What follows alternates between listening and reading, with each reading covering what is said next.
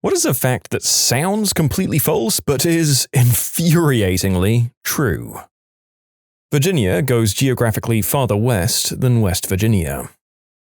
The fact that it took 4 times the time to go from bronze to iron swords than iron swords to nuclear weapons. That unlockable means both able to be unlocked and unable to be locked. My 11-year-old pointed this out, and I had nothing for her other than a blank stare and then thinking, well, crap, good job. Sympathetic ophthalmia. When you get an injury in one eye and it loses vision, your other eye may randomly decide to go blind as well for no reason. It can happen months or years after the original injury. Sounds like an old wives' tale or some 19th century quack's fear-mongering, but it's completely true. Well, it's not really no reason. Your eye is essentially insulated from your blood, as in the blood isn't ever in contact with the structures of the eye. And hence your immune system is unfamiliar with your eye proteins. When you get a penetrating eye injury, all of your eye proteins and structures, it's mostly retinal pigments and also some other proteins, they get exposed to your blood and immune system. Your immune system freaks out, assumes that these are foreign structures, and like the good protector it is, decides to produce antibodies against these structures. Now, antibodies are tiny and can go almost anywhere, so these antibodies go hunting for similar foreign structures elsewhere in your body, and they find them in your other eye. They go and attack and destroy those structures, and hence, you end up with sympathetic ophthalmia. They also go destroy those parts of your injured eye that may have been spared by the original injury.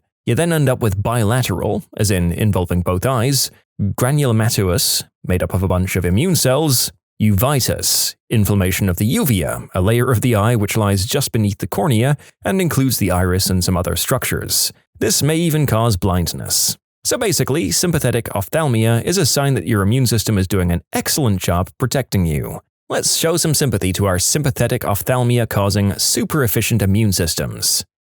Thanks, I hate it. I mean, our bodies have painstakingly developed to let us survive just about anything we can face on our planet within reason, but there are still little kinks in the code like our immune system systematically shutting down what's left of our eyes after they become aware of them. Well, thank you for all the many things you do that aren't crap, immune system. It's actually a pretty sweet deal that we have in the grand lineup of species. The fact that this sentence is grammatically correct. All the faith he had no effect. Installing traffic lights costs cities between $250,000 and $500,000 at an intersection. The word helicopter is not made up of the words heli and copter, but rather helico and pater, which are Greek for spiral and wing. There are more slaves in the world right now than when we were at the peak of the Atlantic slave trade. Flammable and inflammable mean the same thing. Well, there's actually a good reason for that. Flammable is not considered a scientifically acceptable term for things that catch fire easily. Inflammable is the proper term and comes from the word inflame. But flammable caught on because inflammable sounds too much like resistant to being caught on fire, which is potentially quite a dangerous misunderstanding. As of 2019, the government pays Microsoft to keep Windows XP running because the government uses Windows XP a lot. A lot of trains where I live, Brisbane, run Windows 95 still. The terms hardwood and softwood have nothing to do with the actual hardness of the wood, but what kind of seeds the tree produces. I mean, it basically just means conifer versus angiosperm, and virtually all conifers have soft wood. It's just that angiosperms, or hardwood, can have soft or hard wood. It's not that far off in my opinion. Coolth is an actual word, and is the opposite of warmth. I love using it, but my girlfriend frickin' hates it. If you mix water and sawdust and freeze it, the resulting ice melts extremely slowly, like weeks at room temperature slowly. We used to chop and saw firewood for the house in the winters, and there were always these stupid chunks of sawdust hanging around well into spring when all the rest had melted. Now I know why. Thanks. Slightly crazier, they wanted to build a giant aircraft carrier in World War II out of this stuff and park it in the Atlantic. Would supposedly be very torpedo and weapon resistant, as they could just refreeze chunks that were blown out. Research ultimately confirmed that a full-size ice or pykrete vessel would cost more money and machinery than a whole fleet of conventional aircraft carriers. All crisps, that's chips for you Americans, in the UK go out of date on a Saturday.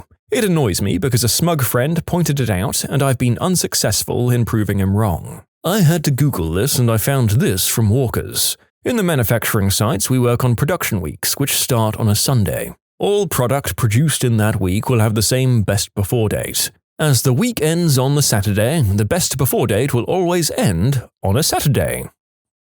Cannoli is already in plural form. The singular form is cannolo. A spaghetto is one noodle of spaghetti. I thought a spaghetto was a rough part of Italy. I was talking to my mum about bees one day and telling her where queen bees come from. Basically, they start out as normal bee larvae, but the worker bees feed it special royal jelly that makes it grow into a queen bee. And as the words came out of my mouth, I realized how fake it sounded.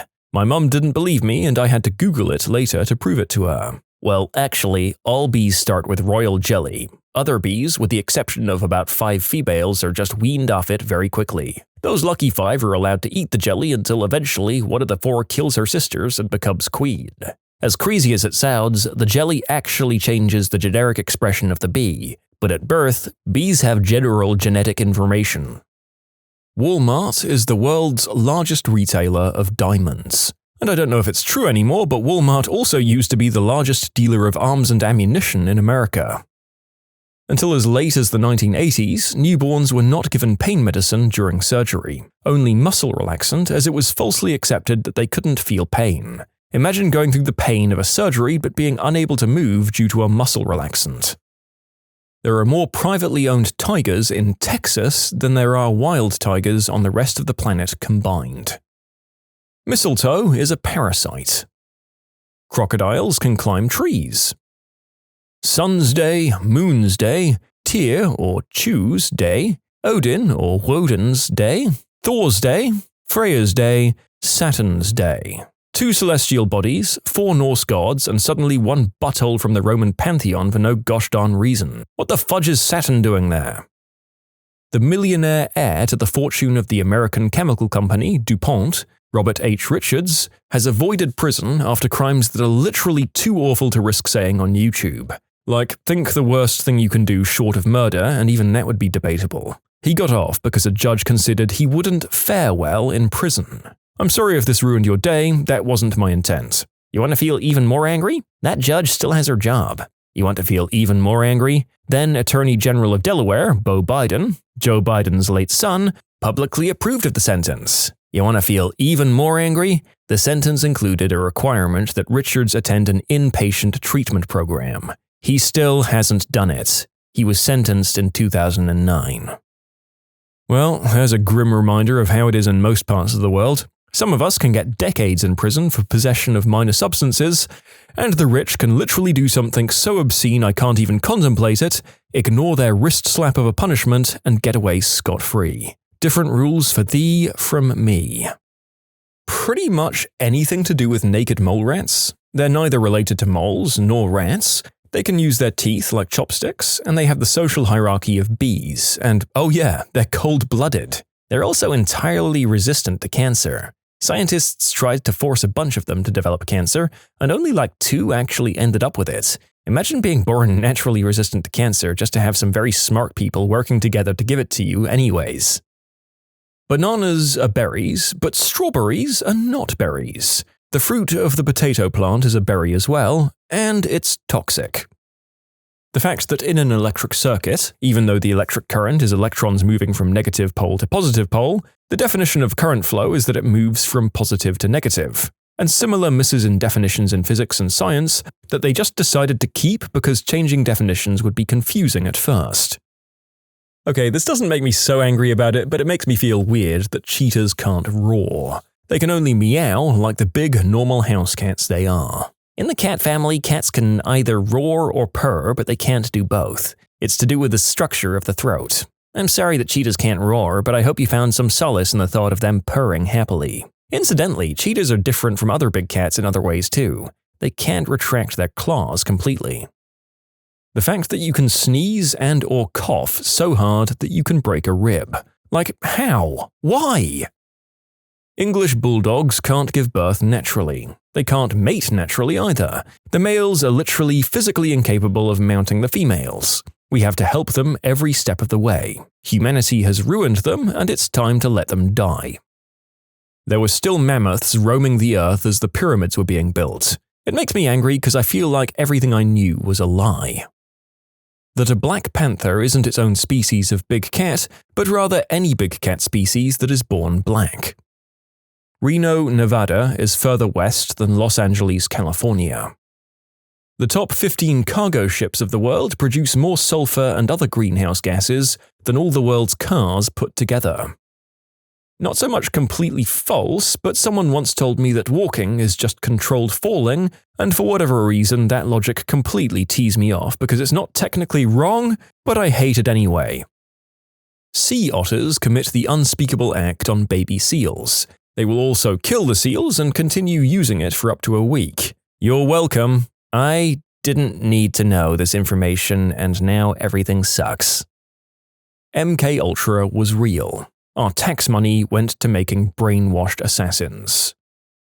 A flock of crows is called a murder, but a flock of ravens is called an unkindness or a conspiracy. Who even comes up with this crap? It's essentially a meme from the 1400s that stuck. The Book of St. Albans from 1486 records a big long list of similarly humorous names for groups of things, including a blast of hunters and a melody of harpers among other things. Meme responsibly, people, it might stick around for 500 years. There is only one country between Norway and North Korea. What can I tell you? The motherland is very large. Funding for a public school is cut if standardized test scores are too low. You can submit your own stories to be featured here on the channel. The story submission link is in the description below. And if you want to listen to some vibey music in the background, check out easymode, also linked below, and subscribe. That the capybara is so useless that its main defense is to stand still and wait to be eaten. It's basically a vegetable made from meat. Yo, talking about capybaras, I thought they were great animals, and they were definitely my favorites at the local animal sanctuary. However, I helped out one day cleaning up all the animal shelters, and they just have the one capybara who's completely separated from the rest. Thought it was so weird, so I asked why he was all alone. Turns out they put him together with other animals and other capybara, and every morning there'd be animals with severe bites or dead capybaras, and they couldn't figure out what the frick was going wrong. They placed a night camera. Turns out that capybara that's now separated was the goddamn problem. He murdered them. He's an absolute psycho. Someone lost their stomach after swallowing liquid nitrogen. To clarify, I should mention this because when I first heard this, I thought it was total BS, and I was super bummed when it turned out to be true. That movie about DC villains with Will Smith has won more Oscars than The Shawshank Redemption. I'm so glad I can help the internet unite with some rage-inducing trivia. From 1719 through 1721, prisoners in Paris were given their freedom if they agreed to marry a working girl and move to Louisiana. It explains a lot about Louisiana. Blind people don't see black. They just don't see. The only way to understand is to be blind, and that infuriates me. It's easy to imagine being deaf and just not hearing anything, but being blind is a mind F. You don't see black, you don't see nothing. You just don't see. Period. We're closer to 2050 than we are to the 90s. Hey, you shut the fudge up. I don't care how real that statement is or how much it threatened to invert my entire soul just now. I refuse to have it spoken any more in my presence. Be gone from here. Apple turned their China customer data stored on iCloud over to the Chinese government. The pronunciations of Kansas and Arkansas are not at all similar. Taco Bell was voted the best Mexican restaurant in the country, and I understand why it happened, but it's just wrong. There's no road connecting North and South America despite being connected by land. Lions have barbs on their members. Pandas are usually born as twins, but the mother nearly always abandons one, so zoos have to switch out the panda babies to trick the mother into caring for both. Most people don't know how to water. For example, I bet that if you're watering your tree, you aren't doing anything besides watering your neighbor's tree and vice versa for your neighbor. It's recommended that you water 3 times the canopy width away from your tree. So we're talking like a full-on sprinkler for wide canopy trees like apple trees. We do this because the roots close to the tree exchange nutrients with fungi in the soil. You can actually change the root system underneath and bring the water-seeking roots closer to the tree by cutting back the canopy, as 3 times the canopy length is the golden rule of thumb. In case anyone ever wonders why this would be infuriating as a fact, imagine how many people watered their tree only to find theirs die and the neighbor that never waters theirs has a perfectly happy tree. All the planets in our solar system can fit between the Earth and the Moon back to back. What the frick? Trying to understand the sheer size of space is infuriating. Even though this is a fact I've been aware of since I was a small child, any sort of comparison of astronomical distance beyond it is difficult to comprehend. Like how it's essentially impossible to have a sensible scale diagram of the solar system, since to have anything beyond the Sun and Jupiter visible, it needs to be a meter or so across. Private persons make money by meeting quotas to keep prisons full. They technically fail or aren't successful if they can't keep their cells full. They're actually among those lobbying to keep Mary J. illegal. I wonder why. Outside the culinary world, the concept of vegetables has literally no meaning. It's entirely arbitrary. Another weird fact, it has some legal meaning, as vegetables face different customs regulations. In that context, the Supreme Court of the US once officially declared that a tomato is a vegetable and not a fruit. Nobody believes me when I tell them that cream of tartar is literally the glittery remains of the fermentation process left on the corks of wine bottles. The entire world population could fit in Texas if people lived as densely as Manhattan, like 1,000 square feet per person. It's frustrating that so many problems of global resource disparity could probably be solved by bringing people closer together. Same idea for supporting people in countries with challenging living circumstances, whether environment, poverty, violence, or other. I mean, Texas is hot, but it's not that bad. Humans don't combine spatial awareness and language until age 6. This is more mature or adult thinking. Java runs on 6 billion devices. Dolphins are evil. They reproduce mostly by the unspeakable act. Males will try to do the deed this way with female dolphins and animals of other species, including humans. They will drown dolphin offspring so the mother is ready to mate again sooner. They'll bite the heads off fish and do equally obscene things into the dead bodies. They do save people in rare cases, but based on how they treat other species, I'd say they're more likely to do terrible things to you as you drown. The rings of Saturn are younger than dinosaurs. The platypus sweats milk as it lacks the correct chesty bits. Thank you for listening. I also want to thank Platypus for being weird.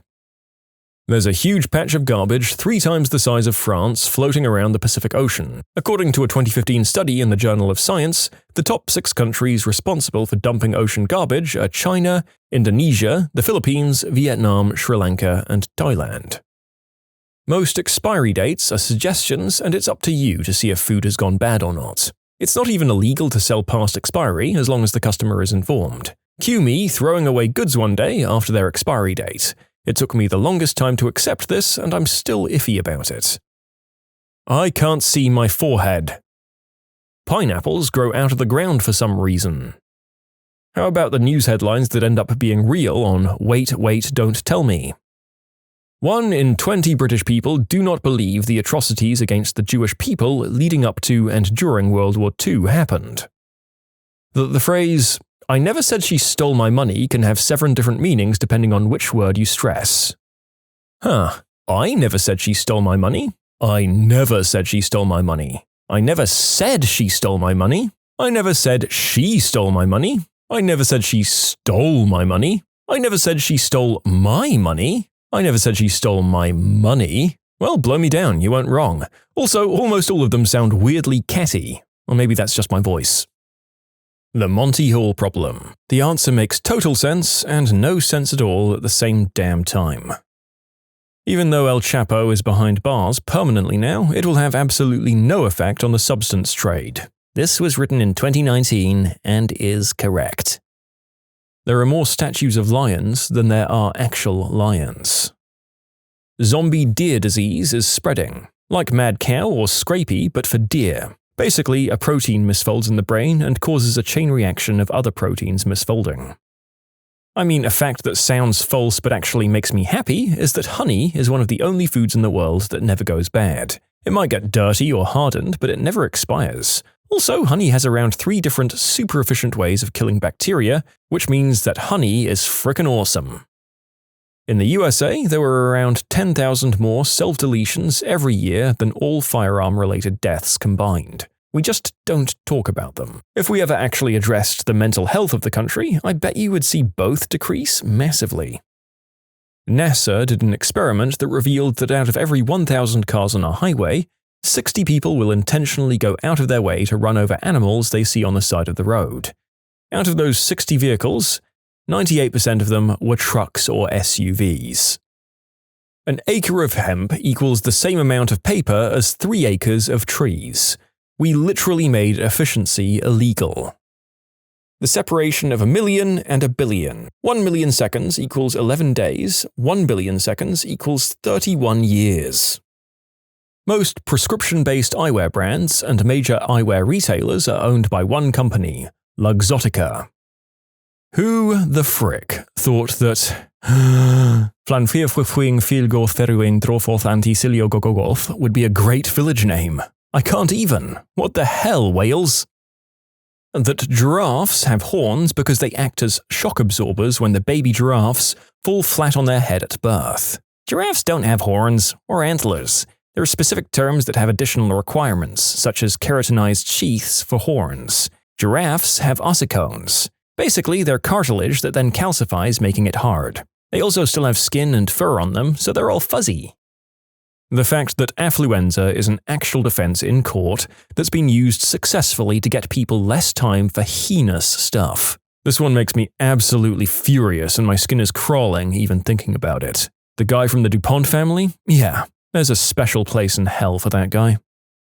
Human immunodeficiency virus can take years to test positive. And in some cases, an individual may never seroconvert, that means test positive. About 5% of people take longer than 2 months to produce antibodies. Testing at 3 and 6 months after possible exposure will detect almost all infections. However, there are no guarantees as to when an individual will produce enough antibodies to be detected by testing for the disease. If you have any unexplained symptoms, talk with your healthcare provider and consider retesting for human immunodeficiency virus. 40% of cops commit violence against members of their own household, about 4 times the national average. Almost more surprising as the national average is around 10% in the first place. Damn people, why are you so awful? The Klan's cross-burning rituals. It probably has some sort of significant, complex history and reason, right? Wrong. They saw it happen in the birth of the nation and went, "Oh, that looks cool," and now they do that. It's literally, I saw it in a movie once. The Klan is so frickin' stupid. That there's a thing such as an alpha wolf or an alpha dog. The guy who studied wolves and published the theory as a book spent many years trying to educate the public that he was in fact wrong based on further research, but instead he was dismissed and now this false information is still spread today. Millennials. What do you want to get off your chest? I'm tired of having to be certified in everything to do something. People from the 80s just had to apply themselves. We have to apply ourselves and stand out in a sea of competition. Even some entry-level administrative positions require certification. Pretty soon I'll need a damn graduate degree to work the drive-thru window. You joke, but I've literally seen job postings for assistant managers at McDonald's that required a business degree. Some days I'm afraid I chose to study engineering more to make money rather than because it's something I'm passionate about, which could result in me having an unfulfilling career wishing I had chosen something else.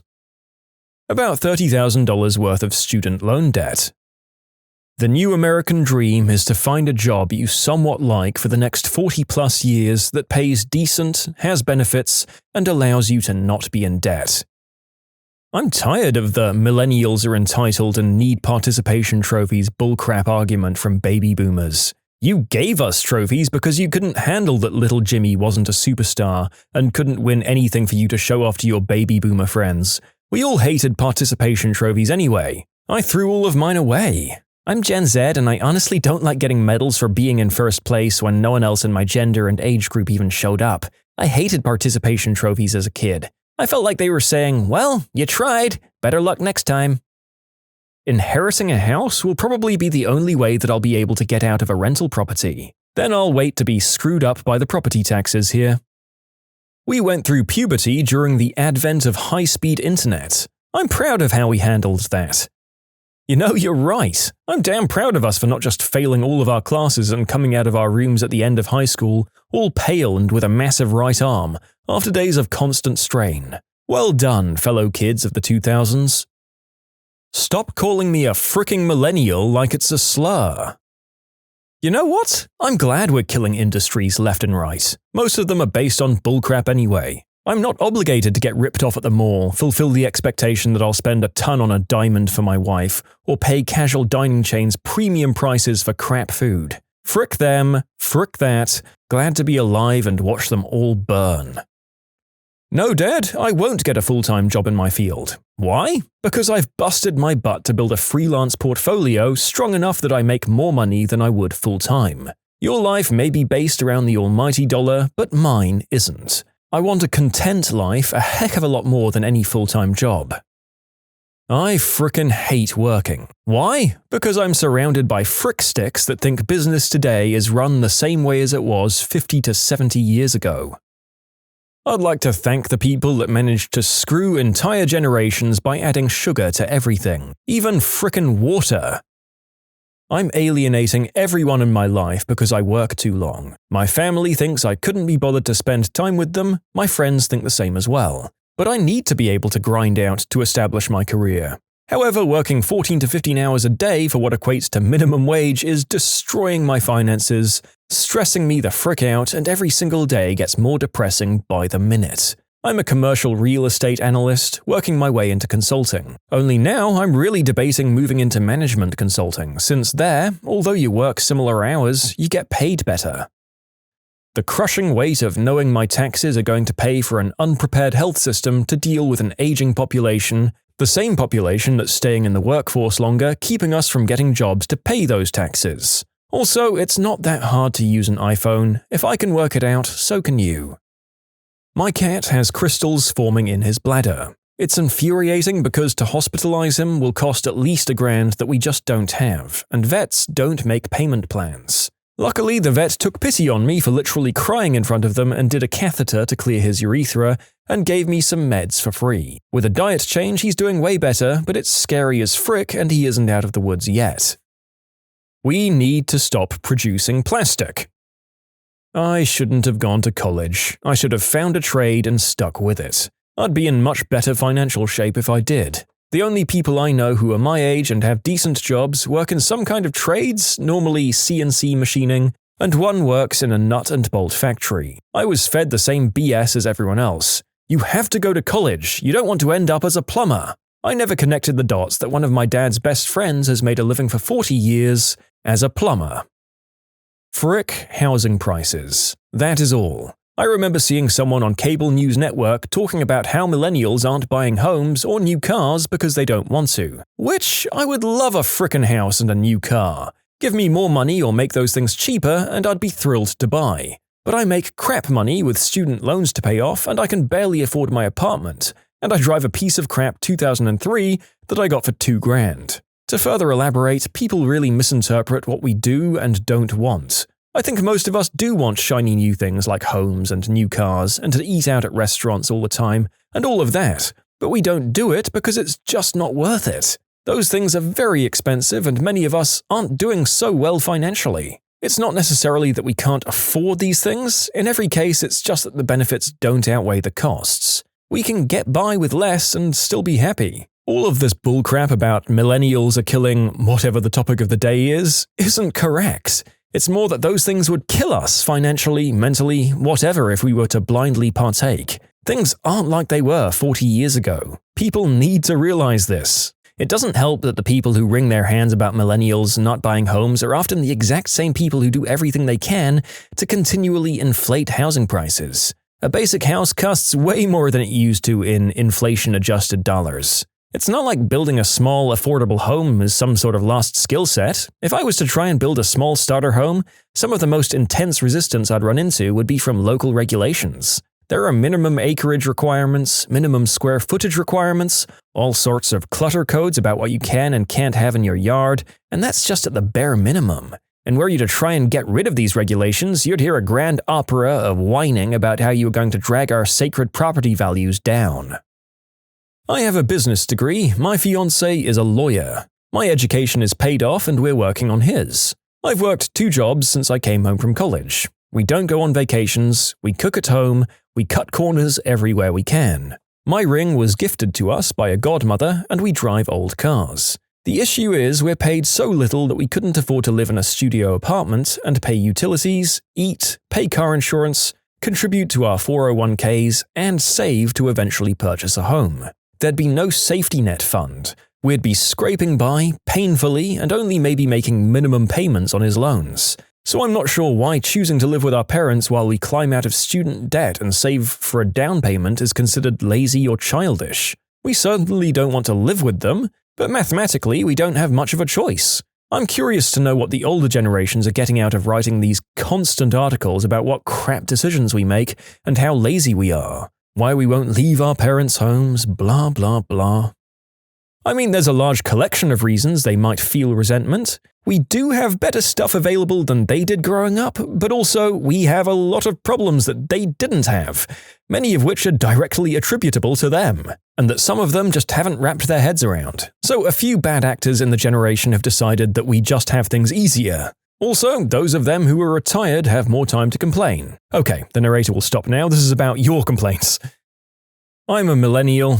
I started washing dishes in a mom-and-pop restaurant when I was 13. That was 17 years ago, and I've held a steady job ever since. I moved out of my parents when I was 18 and have supported myself through that steady work alone. I don't own a home, or a new car, or 20 credit cards, and that seems to be an issue for a lot of people. For a very long time in the US, success was measured by things you had. That ideal is fading, and it's making a lot of people very nervous. Millennials aren't buying new cars or purchasing new homes at the rate of previous generations. We're a generation that values experiences over possessions, and that scares a lot of people. I feel that a lot of the hate that's thrown at millennials is due to this. We live in a country ruled and governed by capitalism. A detachment from material things weakens that rule because being able to keep people wanting things is what gives them power. We have it, you want it, keep working, and maybe you'll get it. It's an idea that powered our economy for a long time, and it's becoming antiquated. You know what I want to get off my chest? This shirt. But HR said I'd get in trouble if I did it again.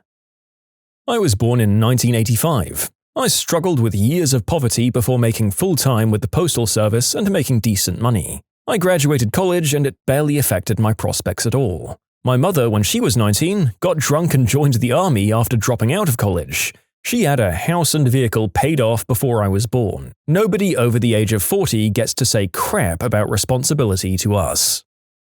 I hate how some people assume it's just so easy to get a great-paying job, especially when you're in college. I live in a relatively small college city, 40,000 people, and unless you're a professor, lecturer, or otherwise work for the university, your choices for work are essentially A. fast food, or B. retail. And even those jobs are getting hard to come by. But a lot of people, especially older generations, just think I'm lazy and don't want to work. No, actually, I'd love a 30 to 40 hour week job paying decent wage that doesn't exist here unless you're working for the school. And I love hearing this little gem too. Walk in, speak to the manager, shake his hand, and give him your resume in person. There's a very good reason that 99.9% of places do their hiring online. It saves time and money. The last time I tried doing what was mentioned here, the manager didn't even accept my resume and just said to apply online. I'm at the point where I'm donating plasma and selling my stuff just to buy food.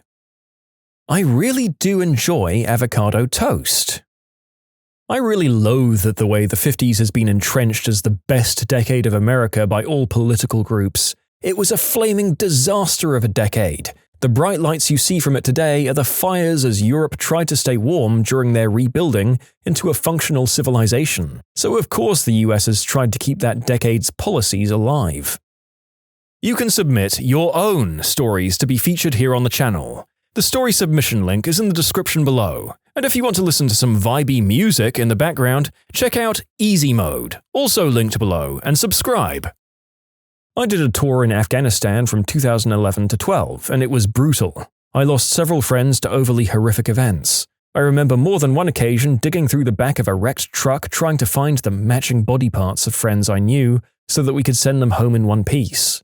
I still remember what it was like to have to tap into my inner monster just to survive the ordeal. Now I'm out of the military and going back to college on the GI Bill at 30. I'm trying to reintegrate back into society, but I feel that due to my past experiences and things I've gone through, I'll never be able to relate to normal people again. You can't unsee what you've already seen, and you can't unsee the things you've done to other people in order to survive. I've lost the ability to empathize with the people having a bad day, and I don't know how to accept the help given to me. You know what? Baby boomers don't seem to give a single solitary frick about the well-being of others. They got theirs, they don't care if you get yours. No house, healthcare, or living wages? Sucks to be you. Pop retired at 60 and is still living in his $300,000 house that he bought for $80K, supported by Social Security, Medicare, and dividends from his company-sponsored retirement plan. And anyone who can't become successful nowadays obviously has too little work ethic and too much avocado toast. If a group of lazy, ignorant, and selfish kids can destroy your country, as I've heard it put so many times, then you built a pretty crappy country. The children now live in luxury. They have bad manners, contempt for authority, they show disrespect for elders, and love chatter in the place of exercise. Said by Socrates. This crap isn't new, bro.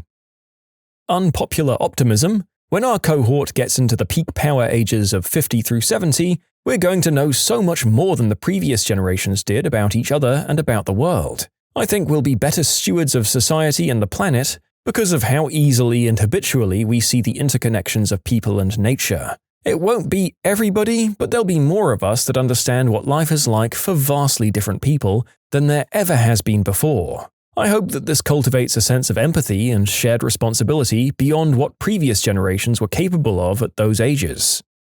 The narrator likes this opinion. I'm a fan of pragmatic optimism and the fact that every generation is shaped by their experiences. We've had a lot of comments here about how tough a lot of our generation have it now. Let's hope we can apply that to making sure the next generation has it better.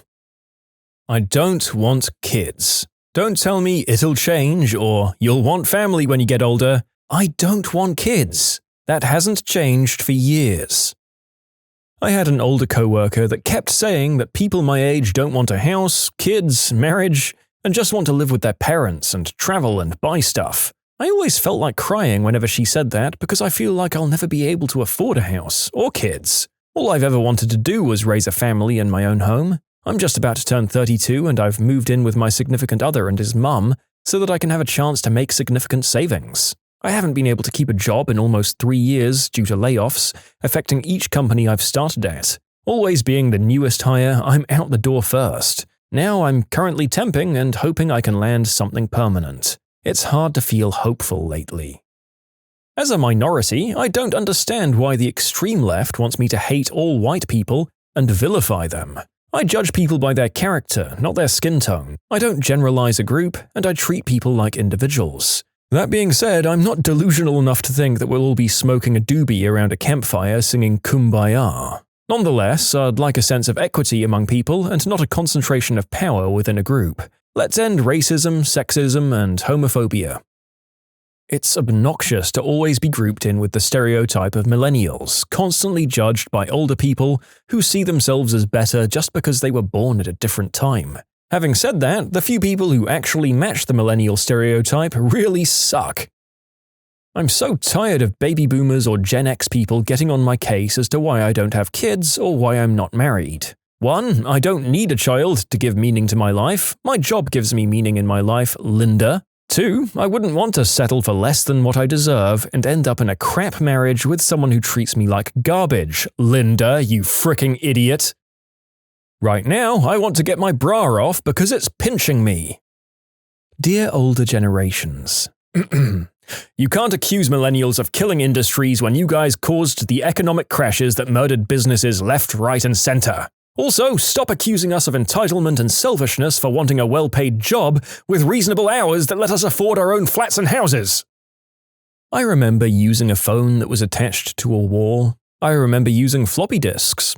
I remember playing outside with my friends. I remember not being glued to a device 24/7. I'm 27. It's annoying when people think that we didn't know what life was like before technology became popular.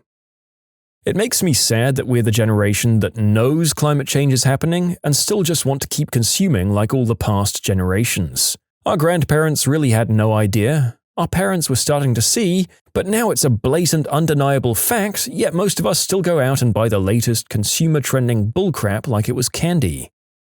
Frick college debt. Frick that crap. Millennials are killing off this or that. Frick you rich old jerks. How about you all make some paying jobs, damn it? Sorry, we shipped that job overseas.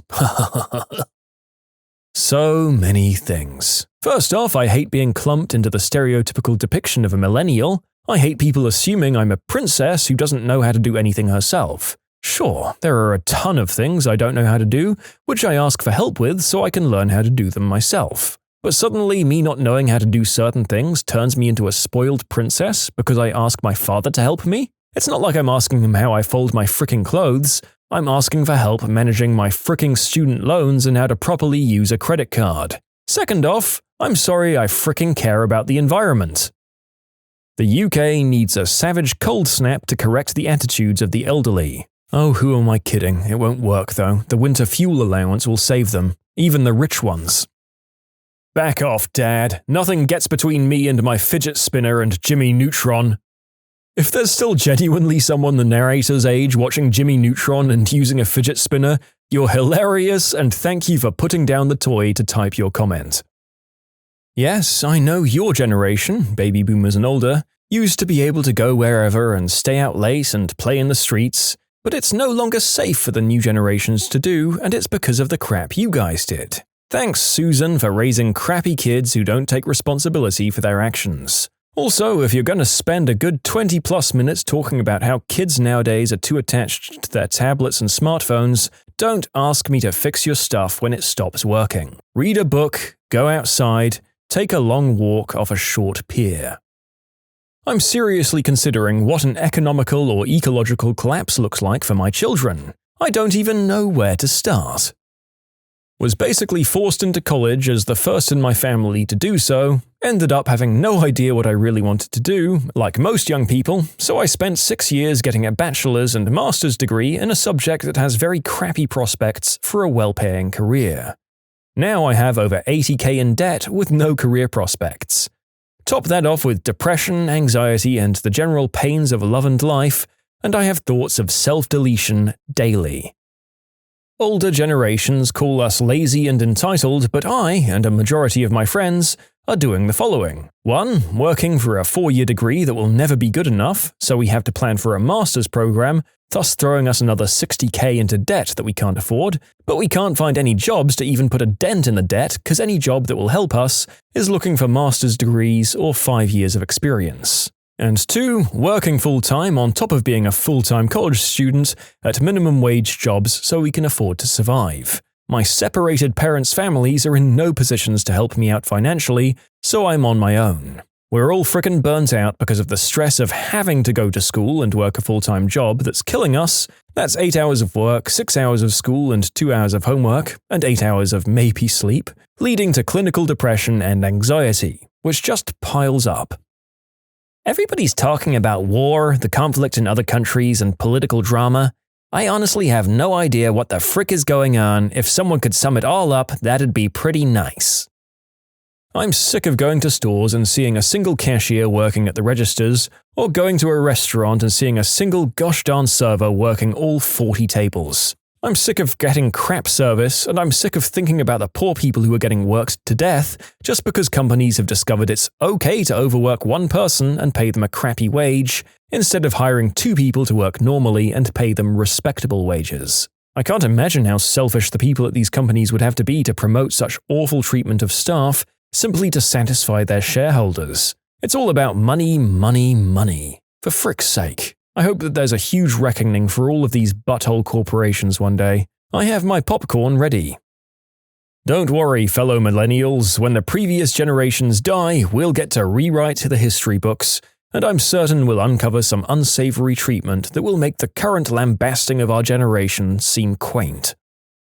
I'm not going to necessarily follow the traditional American dream path like my parents, i.e. getting married, buying a house, staying at the same job for life, having a bunch of kids and buying a new car. Older people look at me like I'm crazy because my husband and I would rather rent and go on vacations than buy a house. settle down and have kids. Those things might come eventually, but for now I'm happy doing my own thing.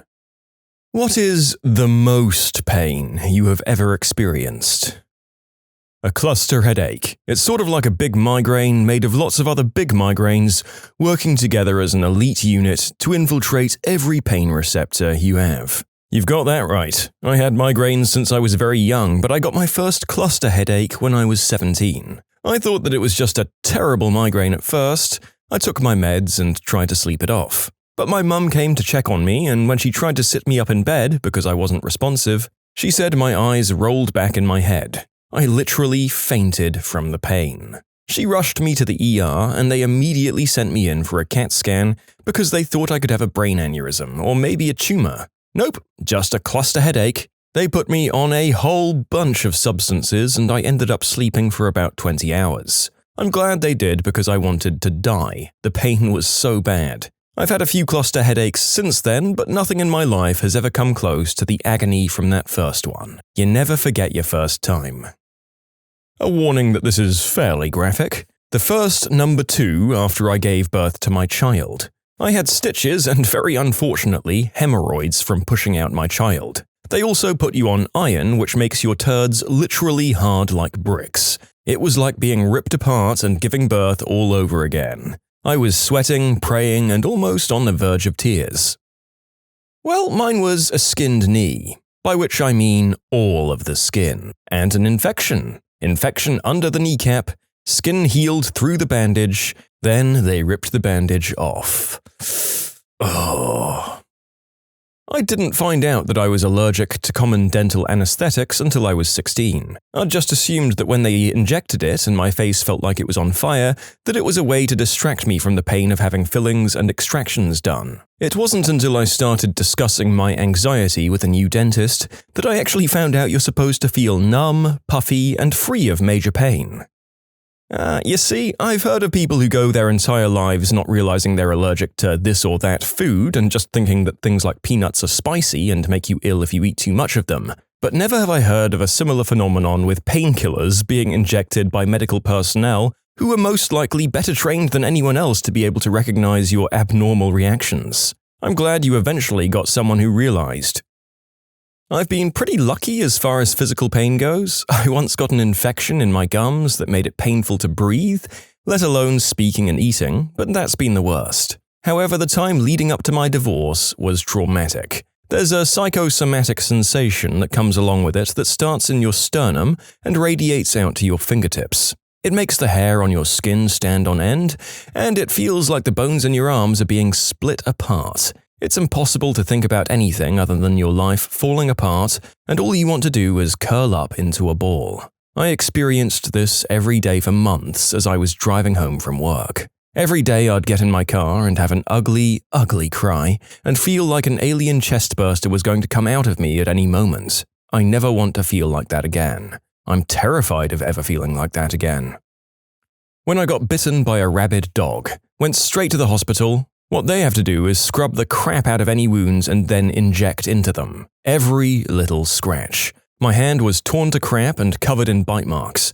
They injected so much liquid into my hand and fingers that they swelled up to about 3 times the size.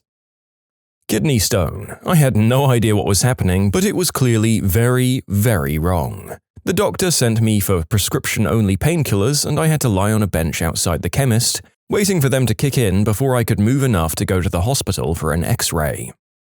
Welding out on site, and it started to rain really heavy. Next thing you know, the arc from the welder decides to earth through your body and electrocutes you and blasts you off your feet. It feels like you've been kicked very hard in the head and your joints feel like they're on fire.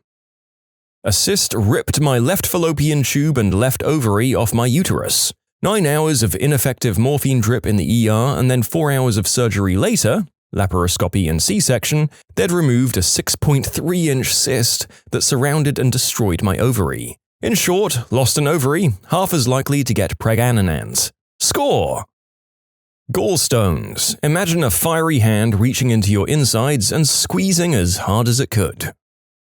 Gout. Fricking crucial pain in the big toe joint, to the extent that even looking at it hurts like a witch. Lying in bed and the sheet grazes it? Through the roof! Have you ever slipped on a wet tile and landed so hard that your coccyx, which is meant to curve inwards, actually bent out? I have. My vision went cloudy, I felt a flush of cold and could barely stand. For an 11-year-old, that's some serious crap. Trigeminal neuralgia. I've had it for 2 years now, and you never get used to that pain. There's a reason it was known as the self-deletion disease for a while. Dental abscess. I wouldn't wish it on my worst enemy. Look after your teeth, viewers. Now, hear me out, but period pains. And seriously talking, I don't or barely have them, but there was one time. One morning I was preparing to go to college to do an exam when I felt it, like someone punched and stabbed me in the stomach repeatedly, with the stabs being slow as F. My legs couldn't carry me anymore, so I collapsed on the floor, dragged myself to the couch and sat there, rocking back and forth while trying to give my stomach a massage. It lasted like 15 minutes, but holy frickin' crap, I got up from there shaking and terrified. I felt other types of pain before and after, but that one just got stuck in my brain. The worst part is I know some women actually have these every month. I wouldn't be able to have them. Like I would legit want you to take my insides out as long as I won't have them ever again. A month ago I had the flu, a sinus infection, and then a nasty cold. Then I had to fly as soon as I felt better. Getting up to altitude, my ears started hurting, like a whole ton. I was almost ready to scream and beg them to turn the plane around. Then they popped and I was fine. Then it happened the next day on the next flight as well. It was horrible. Tooth pain, and to qualify my comments, I was once in a car accident and broke every bone below my waist and both arms. The tooth pain hurt more. Seriously, if there's something wrong with your teeth, get it fixed before it starts hurting. Not so much physical pain, but my best friend, the only person I've ever been so close to, was hit and had their life taken by a drunk driver going the wrong way on the freeway. Don't drink and drive, people.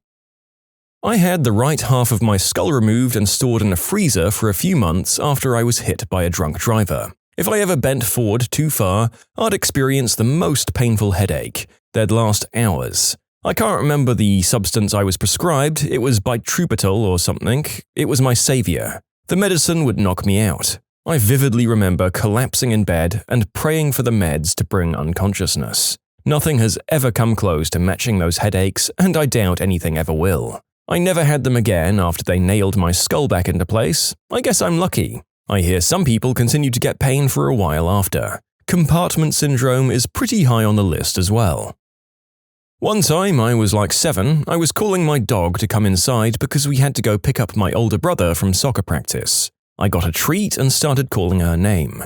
After calling her name a few times, I turned in the other direction, and there she was, running and jumping up on me. Her front paws hit my shoulders and I fell backwards onto the cement. The back of my head smacked the ground so hard all I could do was scream.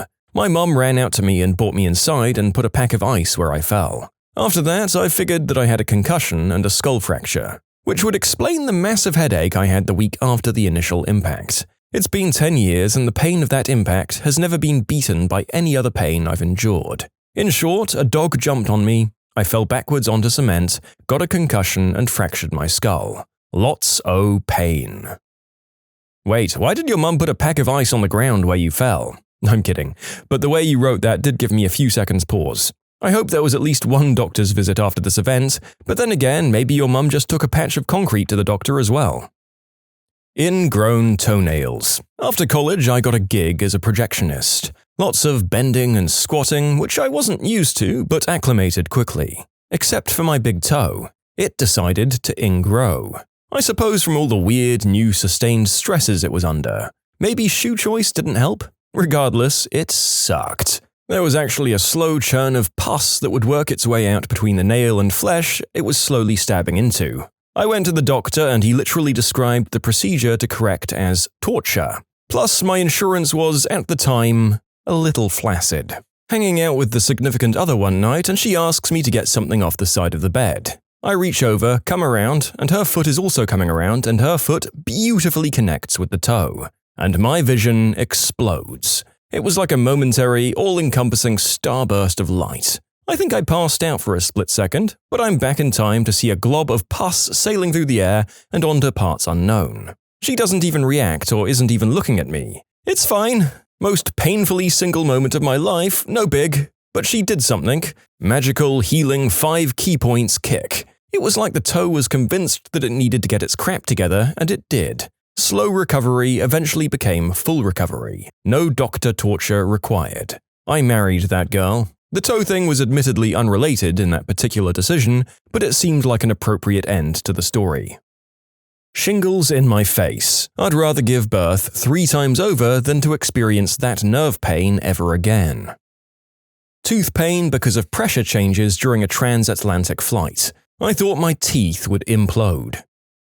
Inner bleeding in my calf. I don't know what it was. I injured myself during MMA training, I guess, but I was fine for several hours and had no pain. Then I noticed after several more hours that I can't really set one of my feet on the ground without pain. I didn't think too much about it. I thought some insect might have bit me or something, and I went to bed. I couldn't sleep since I was in too much pain, but I thought I would fall asleep at some point and it might be gone the next day. Then at some point I felt like rather dropping dead than enduring this pain, and decided to go to the hospital. I couldn't place my foot on the ground and was jumping on the healthy foot to move forward. I was surprised how much harder that was than when you try it with 2 healthy feet. When I got to the emergency room, there was no one else and I waited for another hour until it was my turn. It was close to the point where they would have had to cut my calf open to release the blood. Honestly, the most physical pain that I've had to endure so far.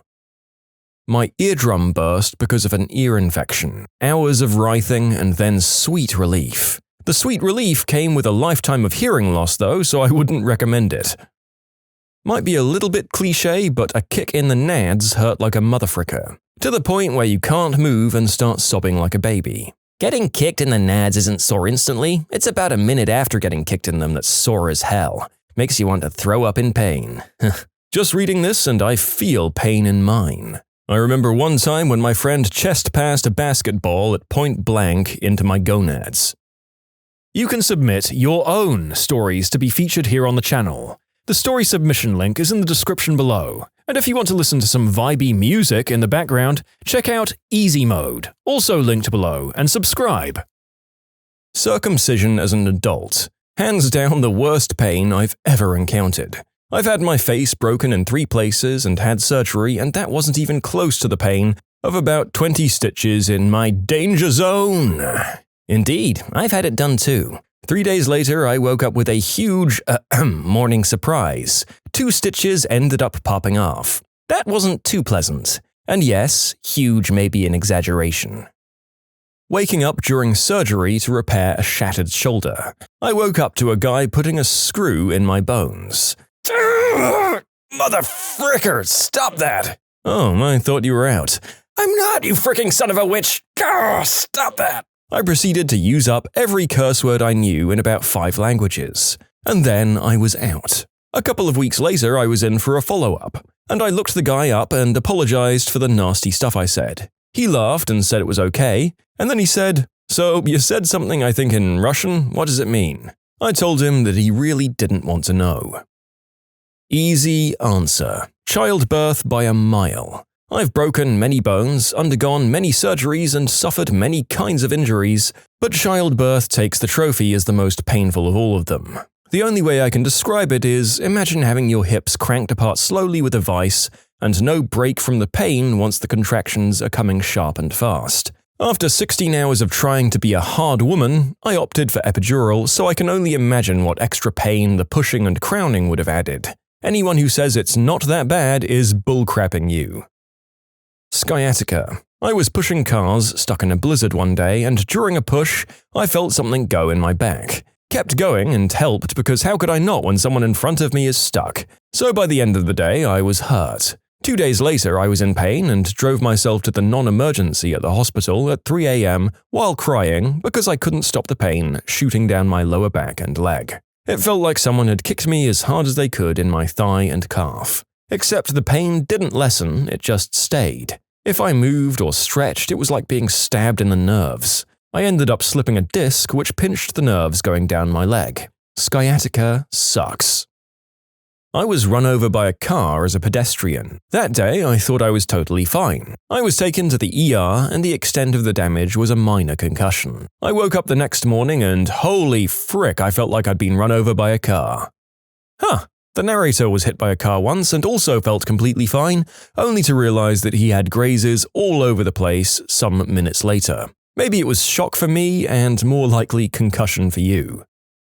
Nothing beats trigeminal neuralgia. Sorry, I've got my sympathy for sufferers of other conditions, but there simply aren't words to describe how much pain this illness causes. I'm an 8-year sufferer, which is nice, since a lot of people just think screw it and decide not to be alive anymore after a while. And the number of people who know what it is negligible. I had 2 perfectly normal teeth extracted and a 3-hour root canal surgery on another before the doctors came even close to working out where the pain was coming from. This is gonna sound cheesy as heck, but screw it. Heartbreak. The pain is nauseating. No, I've heard about that too. I remember my friend telling me about how one of his best friends had been dumped after a 5-year relationship and couldn't breathe and her chest hurt really badly. Kidney stone. I'd taken the day off because I thought I had back pain, and by the evening I was curled up in a ball on the bathroom floor, howling. Just howling like an animal.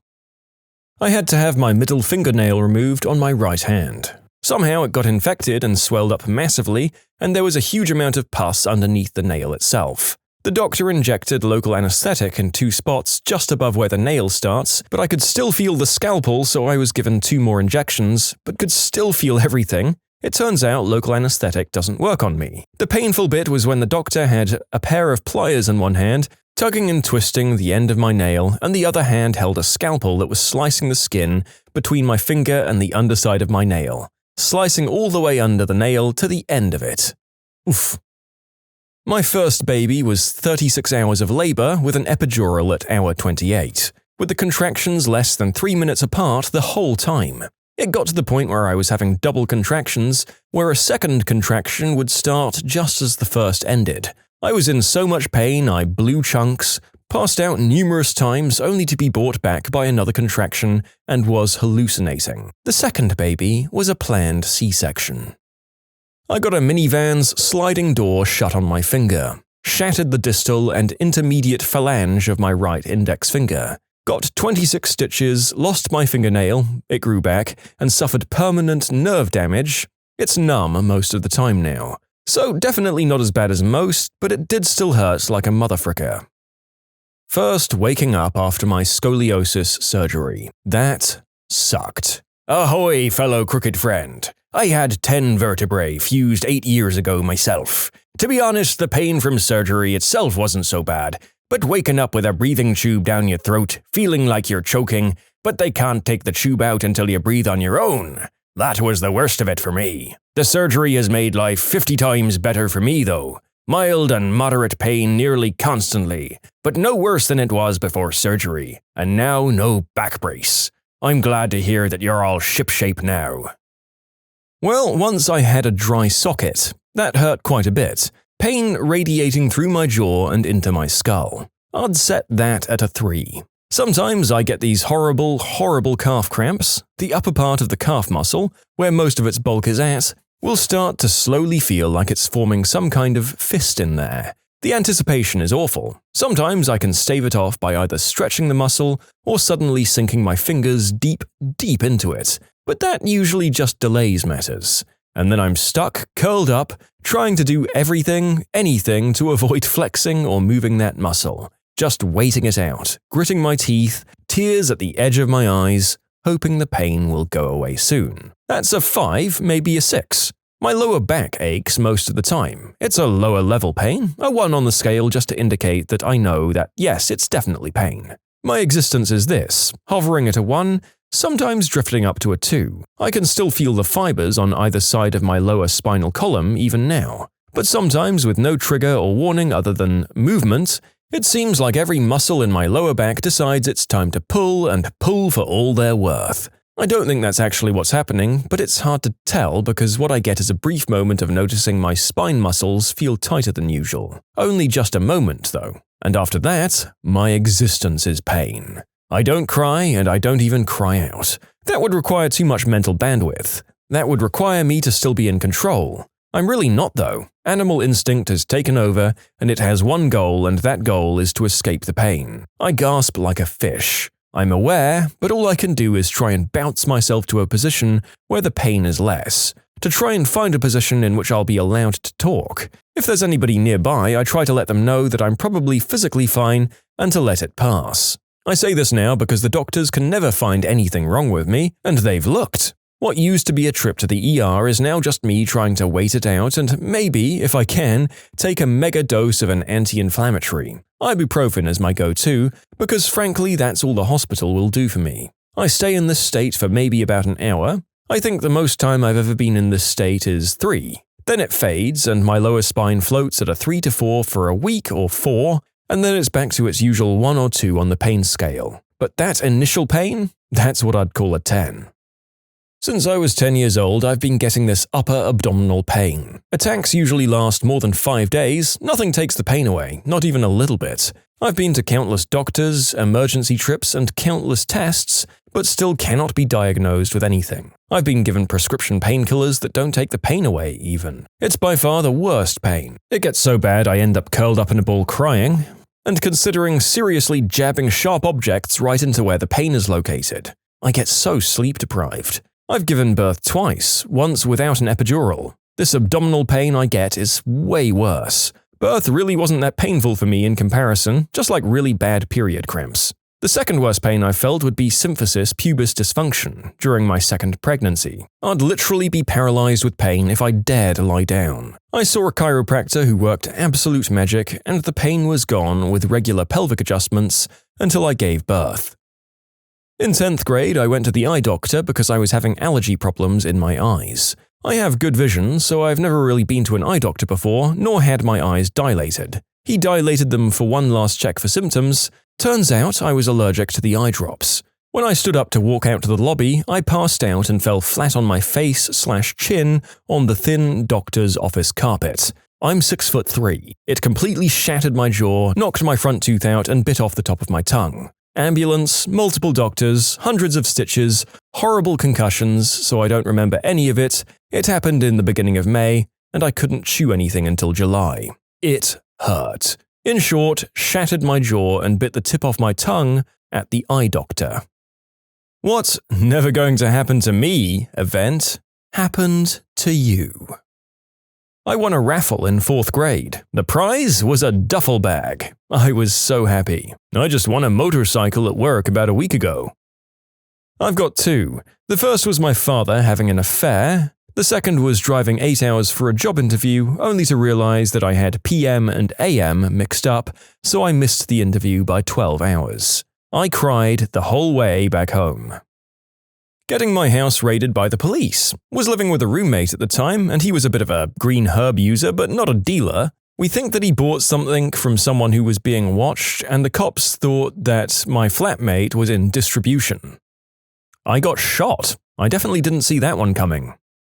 I was walking in downtown Montreal a few weeks back, and someone came up to me on the street and asked if I wanted to buy any substances. As a kid growing up, I was led to believe this would happen all the time, but this was the first time. This happened to me in downtown Red Deer. I told the guy no, I don't do that. In reality, I was just highly suspicious of this guy.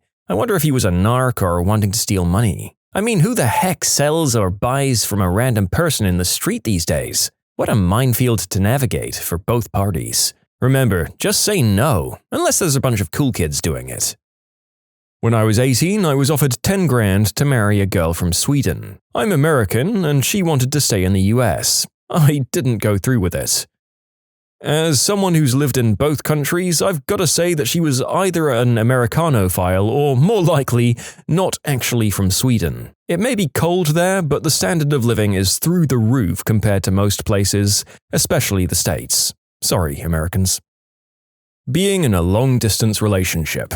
I always thought people who did it were insane or even desperate. Turns out you can have every option in the world and still only want the one person who lives far away from you. Fathering a disabled child. As devastating as it is to find out your kid is disabled, it's crazy how it stops being about how it would impact your life and it shifts entirely to how it will impact their future. At least, that's how it was for me. Becoming a widow at 25, 3 years this late October. I miss her every day. She got sick and led up to having heart failure. She got a ride home from work. I had to drop off a coworker whose car had broken down. I would have been the one to pick her up. Someone didn't see her until too much time had passed. Realizing that someone I love was part of one of America's many weapon-related tragedies, I watched the news for a few hours, saw that there was a siege situation in the mall. Hey, isn't that where my sister's name works? Is she working today? 3 people dead, 1 expected to be the perpetrator. Oh, well, there's hundreds of people in the mall at any time. I just wonder why she hasn't called us yet. The event took place around a food court. She works near the food. Could have been anyone, though. Who knows? Here's a picture of the bullet-riddled walls and witness reports. Wow, this is on every news station. It's been a few hours. Where is she? It took place on the upper-level food court. Oh crap. The only stores up there are hers and some kids' shops. No one with a sane mind would open fire at them, but he wasn't sane, obviously. You're awful. You're just wishing that little kids were dead instead of your sister. Every person would, wouldn't they? It took place in, they named the store she worked at. It's a populous store. There could be lots of people there. 1 female, 2 male, one of which is the expected perpetrator. She works in there. She's a female. Female, early 20s, white, expected to work at the store. That's her exact description. But lots of girls look like that who work there. And then the phone rang. Went to my first club, 16 to 21-year-olds allowed, on senior week about 2 weeks after turning 18. Met a girl who actually seemed into me. We left and ended up doing the deed on the beach. Turns out she was 14 and lied to me when I asked her earlier, even showing me a fake ID. But that didn't matter to the cops, of course. Another of America's tragedies at my high school. It's pretty messed up to think about how one person who hardly anybody knew could affect so many people's lives so unexpectedly. Falling in love. My parents can't really stand each other, so I just assumed I'd end up the same way. A while back, I dated a guy for nearly a year before finding out he was actually living with his real girlfriend of about 8 years. As soon as I found out, I introduced myself and told her, crying, and she just shrugged her shoulders and rolled her eyes. Didn't care at all. It was surreal. None of our mutual friends knew or suspected either, which makes me feel slightly better about my lack of character discernment skills. I never thought that I'd dislike the person I've become. I'm not even a terrible person or anything, I just don't like myself. I won a new bike in 2nd grade during a raffle. I remember I was walking out of school when I heard my name on the intercom saying I won. Holy crap, what a day that was, right before the Christmas holiday too. I thought car accidents only happened to other people, and then I let my friend drive my car. I guess I was kind of right? Alcohol and substance addict. 18 months clean and sober though, so that's pretty cool. Coming home to find out my significant other had cleared their stuff out of my apartment, turned off the cable, internet and phones, and wouldn't answer their cell. We're no longer together. Lost my 32-year-old brother to a sudden heart attack. I thought nothing bad would ever happen to me, and now my family is pretty mashed up. Discovering I was a victim of a horrible home situation growing up. I always thought my family was perfect. A friend of mine who I'd known for half my life, 14 years, was also my roommate. We're also old army pals. He's very dependent on having a girlfriend, so when he starts dating a new girl, everything else ceases to be important. He's always been this way. A couple of months ago, we're still roommates, but he stopped communicating with me slowly over the course of a couple of weeks and starts to sleep over at his girlfriend's house more and more often. I go on a trip to Muscle Shoals, Alabama with my dad on a Friday and return Sunday evening. It was hot as heck, so I went to my friend's room to see if he might have an extra fan I could borrow. I opened his door and all of his stuff was gone. He waited until I was gone for the weekend and skipped out on the lease, and all without saying a word to me. He could have just told me he was moving out, but he just left me holding the bag after avoiding me for a few weeks. I thought I'd done something wrong, but after thinking about it and talking to our other friends, who he also bailed on and wasn't speaking to, I realized he must have had some serious emotional problem with latching onto women and feels like everyone else can screw off when he has a girlfriend. I just hope he's doing all right and everything works out for him. Well, I suspect and kind of hope things didn't work out with that partner because it seems like they were a pretty bad influence on his life, regardless of how good a person they were. I do hope that it ended and he got help and learned to treat others better, because he and the people around him would benefit from that. Emotional and mental breakdown. Trouble having a baby. We've been trying for years, it's a drag. Not the bedroom part, that part's been great. Getting cheated on. Getting addicted to smoking. Frick. A girl that asked me out? I was so surprised I didn't know what to do. Turned out we weren't compatible and I'm alone again, +1 to life experiences.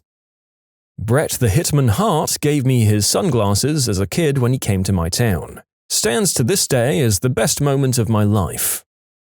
Getting caught cheating on a huge test. You never think you'll get caught cheating if you cheat. You're always supposed to be afraid of getting caught cheating. But because you take those precautions to not get caught, you never actually think it's going to happen. But be honest, if you got caught, you wouldn't even know what to do. You'd have an idea, but the minute it happens, you can bet your butt that you'll stumble your words together unless you're a certified pathological liar. God forbid it's the SATs or some other state or national test. The odds are against you too. Once they suspect you of cheating, there isn't crap you can say against it besides, no I didn't. And at that moment you proceed to crap your pants and wait for their verdict on whether or not you should continue your life. 6th grade was frickin' rough, man. I had a ghost poop. I mean, I've heard stories about it, but to experience the crap yet be so clean for the wipe, it really is a haunting experience. Dropped my phone in a goddamn toilet. It happened last summer. I had an iPhone 4 for 3 years before it finally fell into the watery abyss and died. I then finally upgraded to the 5S, which was thankfully half the price from the Verizon upgrade price, because of the iPhone 6 release. I used to make fun of people who dropped their phones in toilets. I mean, I still do, but I used to too. I have a positive one. Graduating high school and college without being on ADD med. I had it drilled into me by my mother and psychologists as a child that I'd never be able to get through high school, let alone college, without being on meds. I'll admit, my grades could be better, but I'm a 3L in law school, and while school has been hard, I've never had to feel trapped inside my own mind, and all of my success has been my own. I mean, I'm kind of the opposite here. My parents told me all through elementary and middle school I was probably ADD and should look into meds. I did just fine, slightly above average in high school, B student in college. I had trouble focusing consistently and was fidgety all the time. But I worked, was in a fraternity, and played club sports. I just assumed I wasn't as focused of a student as I should have been. Went to grad school, that didn't work. Studied and still seemed mediocre. So I went to a psychiatrist with absolutely no expectations just to feel it out. I even told the doctor I'm not expecting anything, but I was tired of just assuming I was completely fine. Ended up being diagnosed with moderate ADHD. I know it's one of the most overdiagnosed disorders, but it's made school and general productivity much easier at times. Being in a horrible relationship. It was when I was first in college. He snuck it up on me with mental and emotional attacks at first. I was already getting sick of that when he pushed me, which was the last straw. I came out of it with some baggage, but I was very lucky not to have it worse. I was a criminal justice major in college, and then one night I went to jail while tripping on mushrooms, and my teacher drove me to said jail. Depression. 2 years or so in, and I really can't remember when it came on. Just sorta snuck up on me. You can submit your own stories to be featured here on the channel. The story submission link is in the description below. And if you want to listen to some vibey music in the background, check out easymode, also linked below, and subscribe. Turning out gay. Now, granted, for 10 or 11 of those years before it happened, I didn't even really have a concept of what gay was. For that span of time, I never thought it would happen to me because I never thought of it at all. But between learning the concept and me finding out that that was me, I didn't ever really think it would happen. Coming out to myself was a gloriously horrible crap show. Up to that point, I was perfectly fine with and supportive of other people who were gay. I didn't see a reason why I shouldn't be, considering that their personal lives weren't any of my business. But when I realized I liked guys, that was my business and I didn't want any of it. I'd always wanted to grow up normal, and get married and have kids of my own and not worry about having to fight for every inch of progress in my life. I mean, I was a middle-class white boy, the jackpot combination of Western society. Who would seriously trade that in? Keep in mind that this was my thought process when I was 14 or 15. I've long since come to my senses. and I'm getting a lot of replies from people currently in this position. I want you to know that I feel for you guys, and it really, really, really does get better. If you ever need support or advice, I strongly recommend checking out the LGBT subs on Reddit. There's a whole network of them catering to a wide array of interests, so even if you don't feel like a stereotypical gay, you can find something that suits you there. You can start at Reddit LGBT. My picture being randomly taken from Google Image, horribly photoshopped to make me bald, and used for an ad for a crappy hair product in Congo. Someone from there recognized my face on the ad because I have a popular blog. Still blows my mind. I still can't believe women actually allowed me to stick my eggplant in them, and for that, I'm grateful. Many of us feel the same way, my friend. It takes us a few rounds to realize that if it keeps happening, maybe we're not the horrible freaks that we think we are. Becoming a smoker, doing substances, being diagnosed with a mental illness, realizing I'm bisexual, and failing uni a couple of times. Dated someone who turned out to be a sociopath and ruined my life. It's better now. Losing my home and everything I owned in a fire. It happened right before Thanksgiving last year. Still haven't really recovered financially or emotionally. Three-way. Boom. I got the crap beat out of me, not literally, while traveling abroad. I was in Madrid, drunkenly walking back home, and these guys were like, "Sup, man, you some kind of African?" I told them no. They had a bottle of booze and wanted me to take a shot. I declined, and they got all mad and said no Africans should turn them down. One of them grabbed me and I threw a punch, tried to fight them off, but there were 3 of them. I woke up in an alleyway across the street at 5 a.m. or so. They didn't steal anything, just beat me down. Just the dark turn my teen years took. The self-injury, the inner rage hospitalizations, it's like living in a post-apocalyptic world. Sometimes I think back to when I was little. I know that version of me never would have thought that this was who I'd become. I really let that little kid down. I used to be so sure of who I was, what I'd do, where I was going. Everyone always said I was smart and that I looked like I had my crap together, but the truth is I haven't been that right since I was 6. My parents divorced and no one really knows what that does to a kid who's quiet and out of the way. I lost my confidence. I wasn't as good as before, I had to fake it. Be someone else at school for attention. After so long at faking, you don't really know who you are anymore. You could be anyone. Your self-image gets all smudged. Anyway, long story short, too late I know, all of this is on me now. People say the past dies, but it doesn't really. It breathes on my skin, and I have to find a way to move ahead, regardless of what happened. Because it's death to stay behind, and to watch everyone else move ahead in life without you. That I would lose a lot of my self-confidence. It's a long story, but I'm currently trying to force myself to become better and believe in myself. I was in high school walking home drunk after a party, holding an empty handle of Fireball whiskey. I was stumbling all the way home for 2 miles and cars were passing and honking. Drunk as I was, my brain couldn't figure out what they were trying to tell me. To my luck, a cop turned his sirens on and pulled me to the curb. I sat there laughing my butt off while he called my parents to pick me up. I was once caught doing the deed in the park with someone I was cheating with. She was the girlfriend of my friend at school. At about 8 in the evening, while we were doing the good old doggy behind a wall deep inside the park, a guy approached us and handcuffed the both of us immediately. We both literally cried in front of the police guy to set us free by bribing him money and our mobile phones. At first he said, "Son, that's not how it works here. Wait for the police cars and we'll settle these at the station. Also, I may file charges on you for trying to bribe a police officer." After about an hour of negotiation and after we showed him all of our valuable things and offered it to him as a bribe, the fricking truth was revealed. The police guy was not police. After taking all of our money and phones, he made us raise our hands after he removed the handcuffs and made us turn around. After a couple of seconds, we were both crying with fear from the thought of catching a bullet in the back. And then the guy just ran away, laughing, and yelled, "You lusty motherfrickers got what you deserve. Doing the deed in the park? Ha ha!" Frick. I did get what I deserved for cheating. I'll never do it again. I still remember that guy's face. We were both 17 when this happened. I regret having a girlfriend before high school ended. Too bad it was only a month before we graduated. Actually falling in love with someone. I just never understood how people could get so vulnerable and depend on their significant other that much emotionally. I accidentally took too many substances and ended up in hospital for about 2 or 3 days. I had a tooth abscess, and it was the most painful thing I've experienced so far. The dentist gave me antibiotics, but they'd take a while to kick in. I was taking ibuprofen, but it wasn't helping, so I started taking it with some paracetamol, and that worked. So I carried on doing that, but throughout the day it started to work less and less, so I was taking them closer together.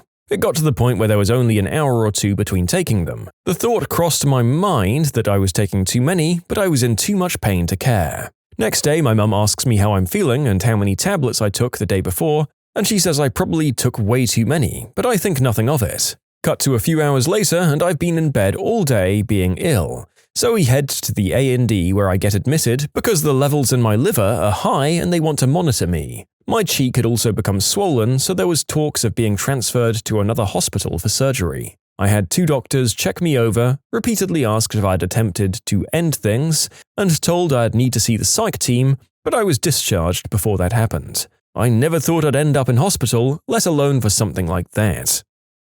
Sunday, I was driving down the road and a snake crawled out from under my sun visor.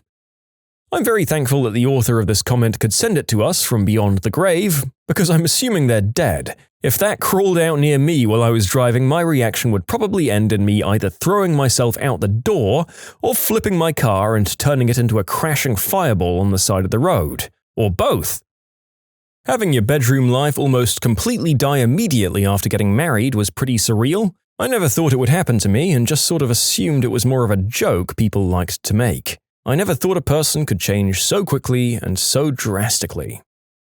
I was severely depressed pretty much ever since I can remember. At 17-ish, I dropped out of high school and I joined the National Guard and went through infantry school, thinking it would make me tougher and stronger. I planned to get a college education with the benefits. Well, they gave me no money for school, so I paid out of pocket, and I never went to class, so I dropped out. I did nothing. For most of my childhood, my dad was making a lot of money, 4-year degree from a prestigious school, and then a law degree from another prestigious school. My mum had 2 degrees as well. We lived very well for a while, but now my dad is jobless, my parents split up, and I live with my mum and little sister. I figured if they couldn't succeed in life, how could I? Well, now I'm on my way. I don't make a ton of money, but I make a decent amount for someone living at home with no expenses. I'm 21. I started an internship with an old business friend of my dad's, meaning to learn a little about IT. I figured I could do the dirty work in exchange for some knowledge. Well, my dad's friend liked me, as did all of my co-workers. They offered me a full-time position. I get up every morning, I get dressed, and I go to work at my desk. Most people abhor the idea of wearing a suit and sitting at a desk, but I love it. I feel good. There have been some bumps. My girlfriend of 2 years left me. I fell back into a small episode of not treating myself well, but I'm holding in there. We used to spend every day together. Now you know what I do? I go to the gym, I work on computers. I just built my first gaming PC yesterday, actually. I don't see my mum cry because we can't afford oil for heat, or because she can't give my sister lunch money. Life is stable and it's on an upward path. Every day gets a little better. I get a little stronger, a little bigger. I learn a little more and I get closer and closer to success. So that's my I never thought it would happen to me experience. I never thought I'd be happy. What common knowledge went way over everyone's head? That there are no tigers in Africa. I was on safari in Tanzania, and 2 others in the truck were discussing how excited they would be to see tigers. I told them there weren't any, and they looked all disbelieving and crestfallen, like I was spoiling their fun. They had to check with the guide.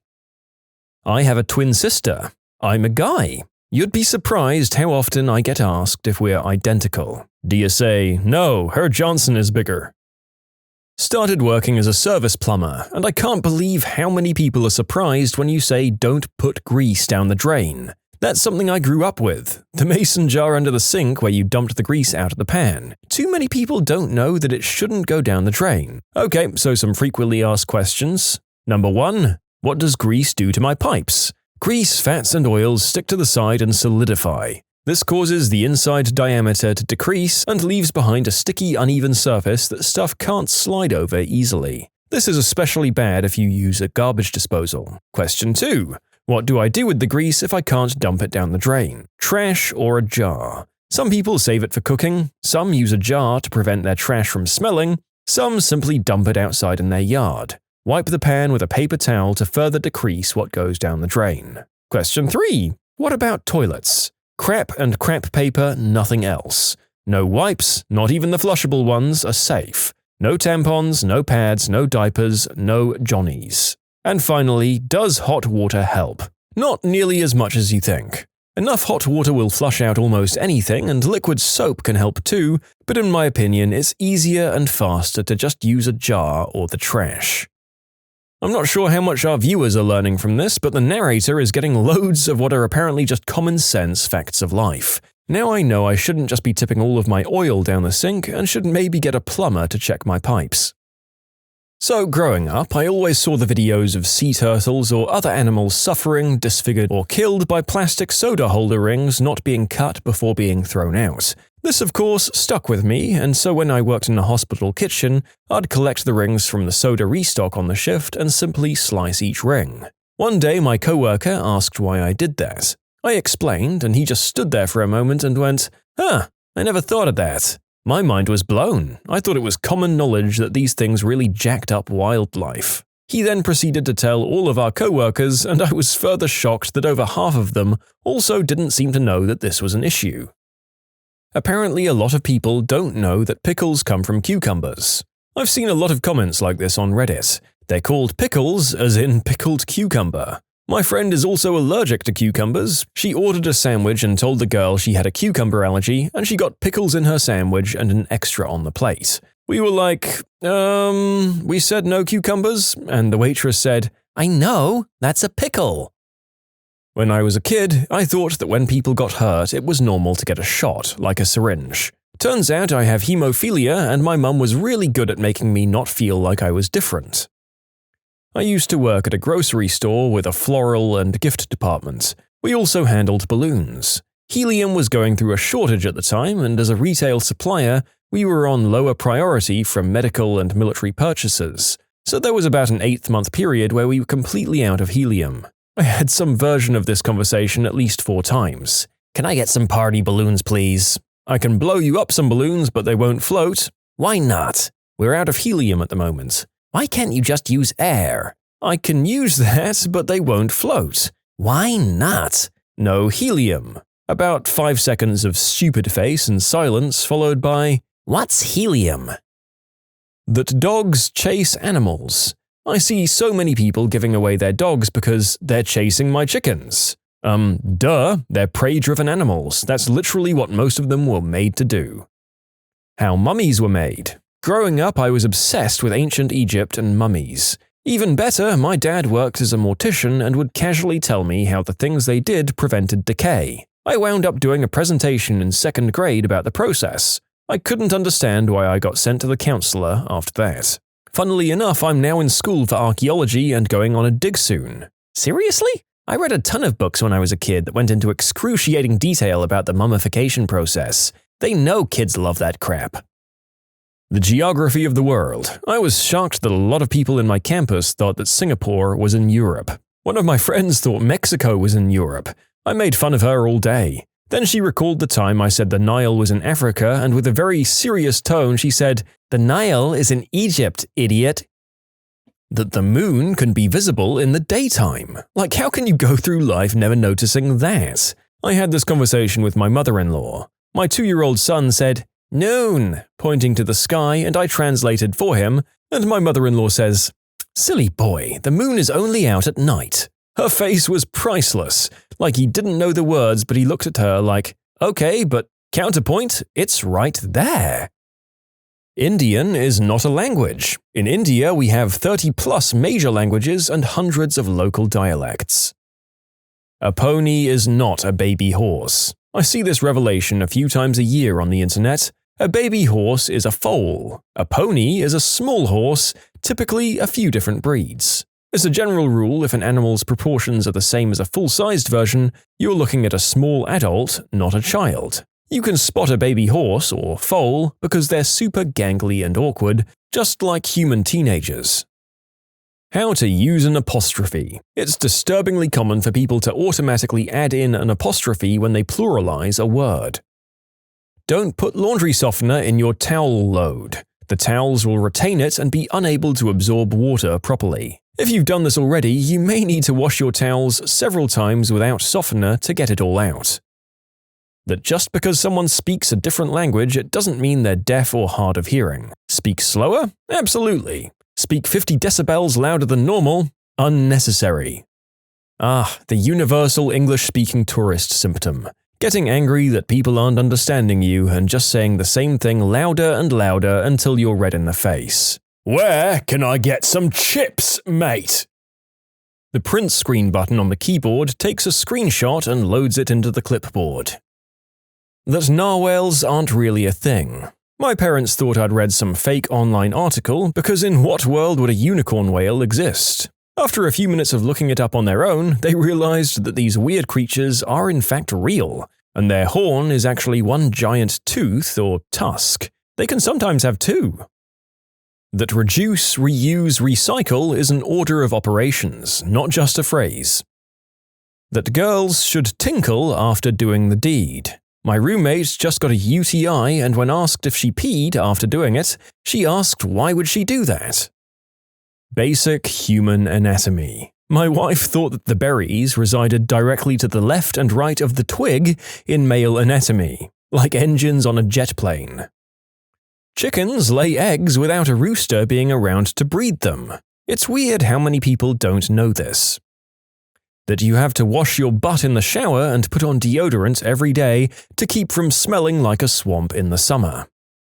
Mixing two common household cleaners, bleach and ammonia, makes chloramine gas. I saw some memes saying to mix them as it makes a super cleaner, and I hope that no one bought into it. Warning label. So to add how dangerous this is, chloramine gas is lethal. Breathing it in causes irritation in the lungs and will cause chemical pneumonia. This isn't like breathing in car exhaust and just passing out and not being alive anymore. This hurts a lot. And while I've got your attention, another similar thing people do is running engines and generators in garages.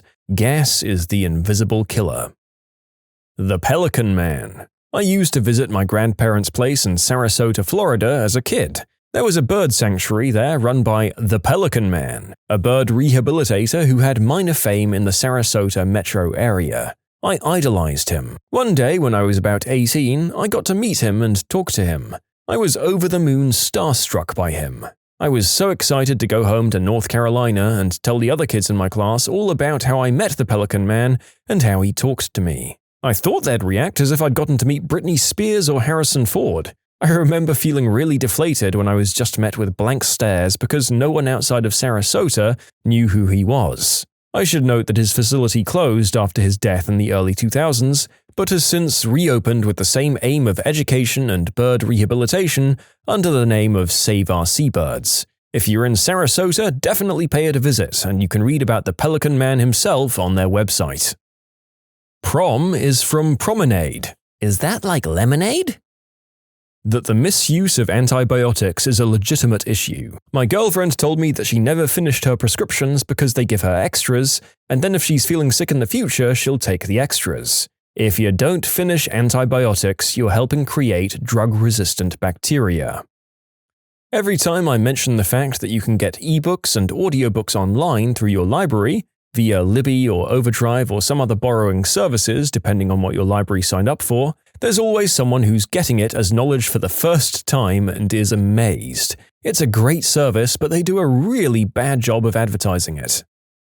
Catholicism is Christian. That Puerto Rico is part of the United States. Just for comparison, New Mexico license plates used to read New Mexico, USA because so many people thought they weren't from the US. Toasters have a tray at the bottom that you can remove to clean the breadcrumbs out. I knew about this, but I also never clean it. When driving, there's something in between gassing and braking. You can coast to let the car drag and slow a little before turns, exits, or to merge into slower traffic. That birth control being 99% effective doesn't mean you'll get pregnant 1 out of 99 times doing the deed. It means that, on average, if 100 couples do the deed for 1 year, then one of them will get pregnant. You can submit your own stories to be featured here on the channel. The story submission link is in the description below, and if you want to listen to some vibey music in the background, check out easymode, also linked below, and subscribe. I live in the Midwest around a lot of farmers and country folk. A whole bunch of us went out for a friend's birthday the night before Easter. The bar was playing one of those Charlton Heston movies where he was portraying Jesus, and I made a comment to my boyfriend about how I found it funny that everyone in the movie was white, considering this story takes place in the Middle East supposedly some 2,000 years ago. One of the guys in our group whipped around like someone just told him a nuclear bomb went off and was like, "What do you mean? Of course Jesus was white. Haven't you seen all the paintings in church?" The long and short of it, I had to explain and show him that different cultures portray Jesus in the skin tone of their choosing, when in reality, if he existed, he was probably pretty dark-complexioned dude. I'm pretty sure I ruined this guy's night. Browsing the threads of Twitter has revealed to the narrator all too many times that there are many, many people who cling to Jesus being white like it's the one thing keeping their lives together, and react aggressively to any claim otherwise, despite the fact that it doesn't change the contents or lessons of the good book one iota. They should probably think about why it makes them so angry. It doesn't matter. Woo boy, I'm a nutritionist and work in retail, so I have hundreds of these. It was a steep learning curve being exposed to the public that made me realize things I thought were glaringly obvious really aren't. So, a list of the ones that stick out to me right now. That oil is fat. I've honestly had customers say they take oil as a protein supplement or ask if oil has carbs. That fruit has both sugar and carbohydrates. That calories can only come from carbs, protein, or fat, and alcohol. Like all food is made up of those three things. That's it. That's the only options. That nutrients come from food, and that's the whole point of eating. Customers often think they can do crappy meal replacement shakes or 500-cal non-food diets for months at a time and wonder how they get deficient in basic nutrients like iron or magnesium. That fish oils come from fish. Yes, I'm serious, people ask me this all the time. That flour is made of ground-up grains. And my personal favorite, that Himalaya is not a country. My customer will say, "I need Himalayan pink salt." I say, "Sure, it's just in this bulk bin here." It says this is from Pakistan. Do you have one from Himalaya? The Himalaya are mountain ranges that stretch across a few countries, including Pakistan, where the salt is mined. Oh, are you really sure? I stare into the camera like The Office. That the word scuba is actually an acronym. Also, laser and radar. That having snow in the winter doesn't mean global warming isn't real. That when you make a Fantastic Four movie, you should try to make it good. That just because you have your turning signal on, it doesn't mean just go ahead and cut somebody off. Finland fought hard in World War II, and on both sides, because Stalin wanted Finland. That pound cake is not just a name, but a recipe, traditionally a pound each of flour, sugar, butter, eggs, and a dash of vanilla and salt. I was having a conversation with a friend about what desserts could be made with just what's in the normal pantry, and I mentioned pound cake, and he asked for the ingredients in the recipe. I'd assumed everyone knew pound cake was a recipe, so I found this request somewhat odd. He'd never heard of it being a recipe, started asking other people over the next few days, and no one I asked knew about it. Polyglottism. In my country, most people speak at least 3 languages – English, Malay, Mandarin, or other Malay dialects – on a daily basis. My family and I can speak 4 languages – English, Malay, Mandarin, and Hokkien – fluently. I'm also able to speak basic Cantonese, Korean, and Tagalog. So I'm confused when people treat my multilingualism as some sort of special intellectual power. I was born and raised in a multilingual society. There's nothing special about my linguistic ability. Frankenstein is the name of the doctor who made the monster, not the monster itself. Africa is not a country, it's a continent. But South Africa is a country. That data is the plural form of datum. Trebuchets are the superior siege machine. You'd be surprised at how many didn't actually know this. Why the sky is blue. This debate keeps popping up everywhere I seem to go, and without fail everyone agrees it's because it reflects the ocean. In fact, blue light is scattered in all directions by tiny molecules of air in the Earth's atmosphere. Blue is scattered more than the other colors because it travels as shorter, smaller waves. That's why we see a blue sky most of the time. How about one that isn't common knowledge but probably should be? If you're like me and put something on your computer to watch as you go to bed, knowing the shutdown timer command is great. Open the command prompt or in Windows 10, simply type into the search bar shutdown-s-t 3600. The 3600 is how many seconds after you enter the command the computer will shut down. -3600 equals 1 hour. You can do whatever time you want. It saves electricity and keeps your bright monitor from waking you up later. That bees are female. The ones you see anyway. There are drone bees who impregnate the queen, but the worker bees are all female. The same with ants or any hive insect. The husband and I discussed this once and it completely blew his mind. I didn't realize he legit didn't know, so I let out a chuckle. And he thought I was making fun of his ignorance and got super angry. Now it's a joke between us, but I was seriously confused. And this isn't the same for all hive animals. Termites are not the same. They're a mix of male and female, but the queen secretes a hormone that suppresses reproduction amongst the workers. Thank you for subscribing to Bug Facts. Huh, 2 things. So yeah, the narrator also thought that all bees that weren't the queen were the male ones. And as creepy and alien as most insects are to us, termites just seem that bit weirder now. Because apparently they're one dead queen away from going into a mating frenzy. Or maybe that's not how it works. The more you know. That Britain isn't a separate country from England. When I moved to the US, I lost count of the number of people who couldn't understand that I was both English and British. What really messed with their heads was when I pointed out I was also European. Please explain this to the people who make Outlander. I'm so tired of the whole "the Scots are fighting the Brits" crap. People, please, the Scots are British too. New England isn't a state, it's the regroupment of Maine, Vermont, New Hampshire, Massachusetts, Rhode Island, and Connecticut. Apparently I didn't know that 2 weeks ago. Evolution. I had no idea it would be considered controversial. Happened to mention it to a coworker like he asked about the book I was reading and it was on some biology crap, and among other things I said blah blah about how these evolved to do this, and the next thing I know he's flipping right the frick out on me like, "You can't seriously believe that nonsense." And then he bullied me the whole rest of the time I worked there and even recruited a couple of easily manipulated, dim-witted idiots who worked there to bully me too. You'd think he'd calm down after the first couple of hours, you know? At least by the next day, but nope. He stayed furious forever, over me mentioning stuff that's taught from like grade 4 or something onwards.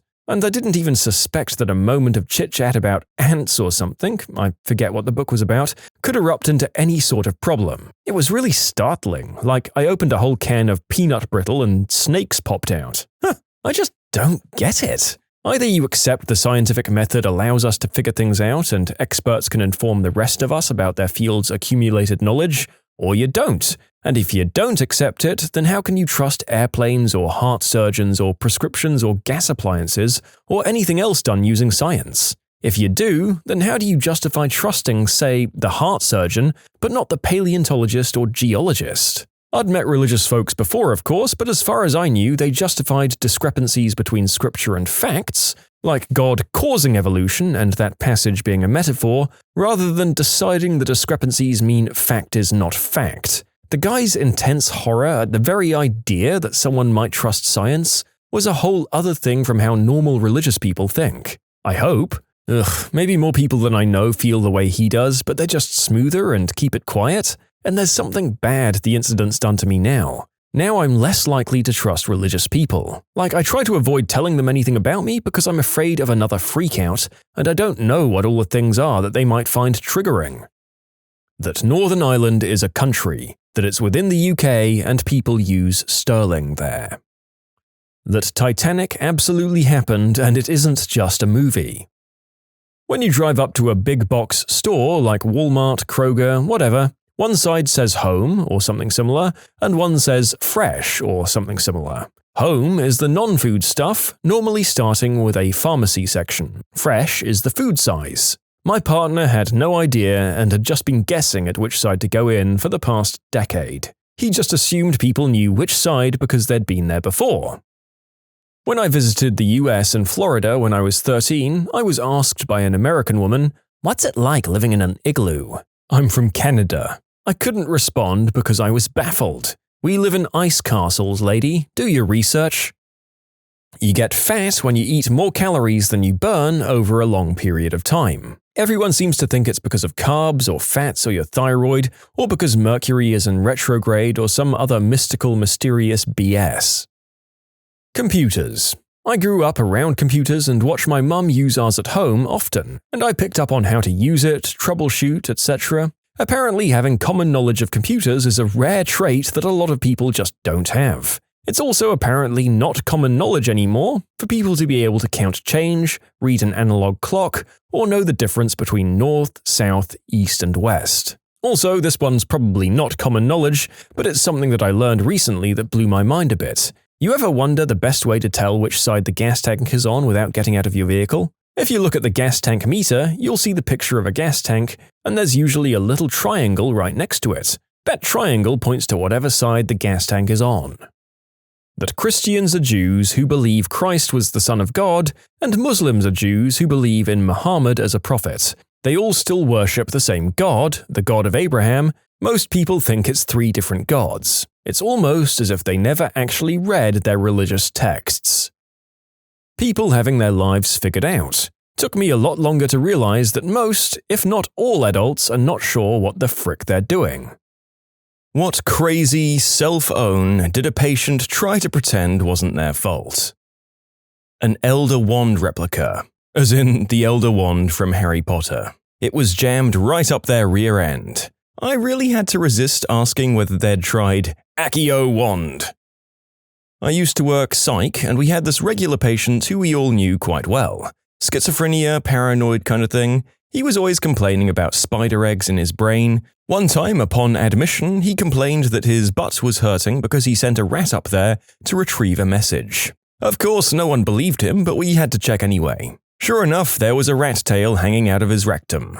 The patient's biggest concern was that he got the important message from the rat, who was, of course, dead and also non-verbal regardless, we presume. On Thanksgiving, I had a pain almost literally inside my butt, but more towards my perineum. Ingrown hair, abscess kind of thing. I went to the ER since it was a holiday and I could hardly sit. When they asked what the issue was and where it was located, I said, "in a sensitive area." When they pressed further, I said, "my perineum." "Oh," the nurse replied, "you mean your taint?" We all had a good laugh and I had my taint lanced. A patient very hesitant with what was actually up, so went in for an x-ray. Unmistakable shape of a Barbie doll right up his butt. So, emergency surgery and it's removed. He came to and saw his wife at his bedside. He panicked, and when she went to the ladies, he asked the nurses not to tell her what's happened. She comes back in and one of the nurses brings back the crap-smeared Barbie doll in a small plastic bag. His wife glares at him.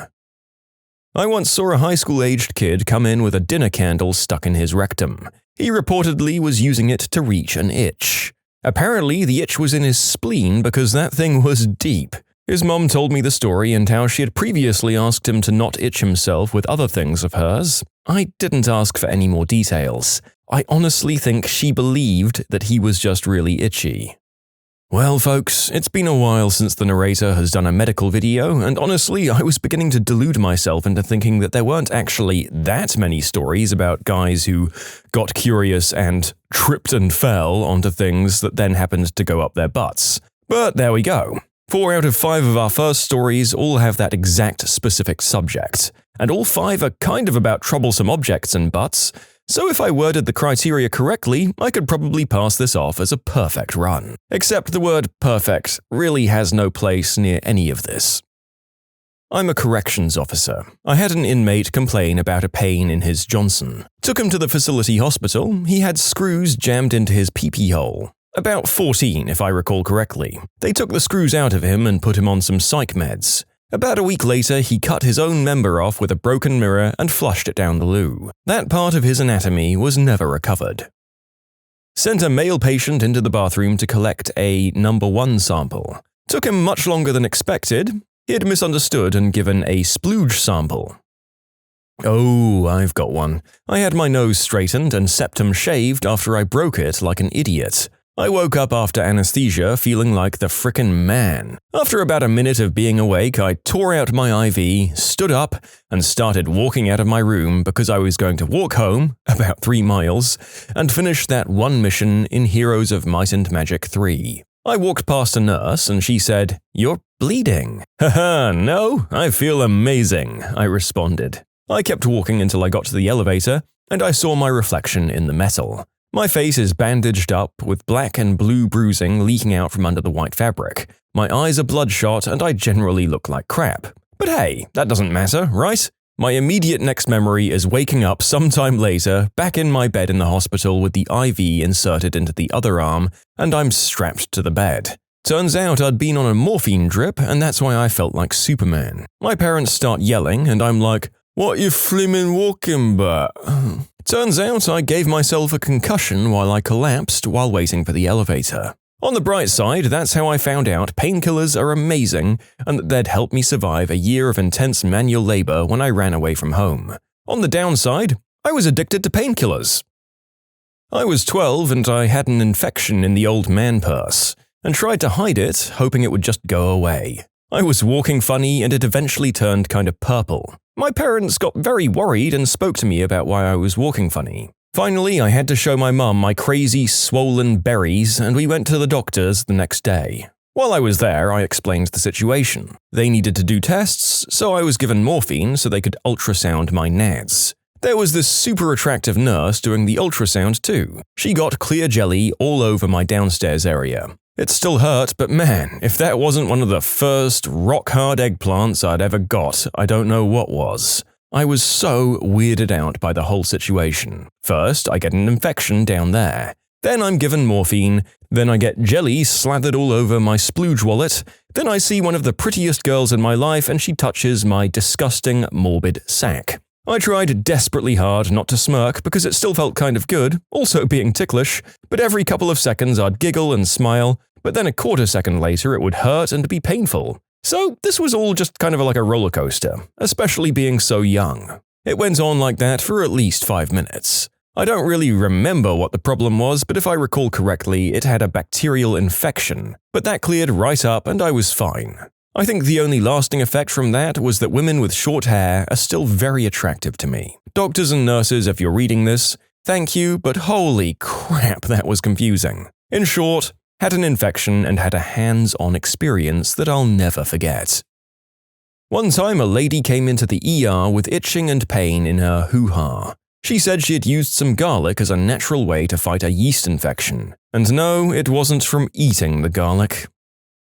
Not hidden from us, but from her boyfriend. She came in with $9 grand in cash which she had wrapped in plastic and shoved up her hoo-ha. Her natural acids in there had disintegrated the plastic wrap, and she had to be anesthetized to get it all out.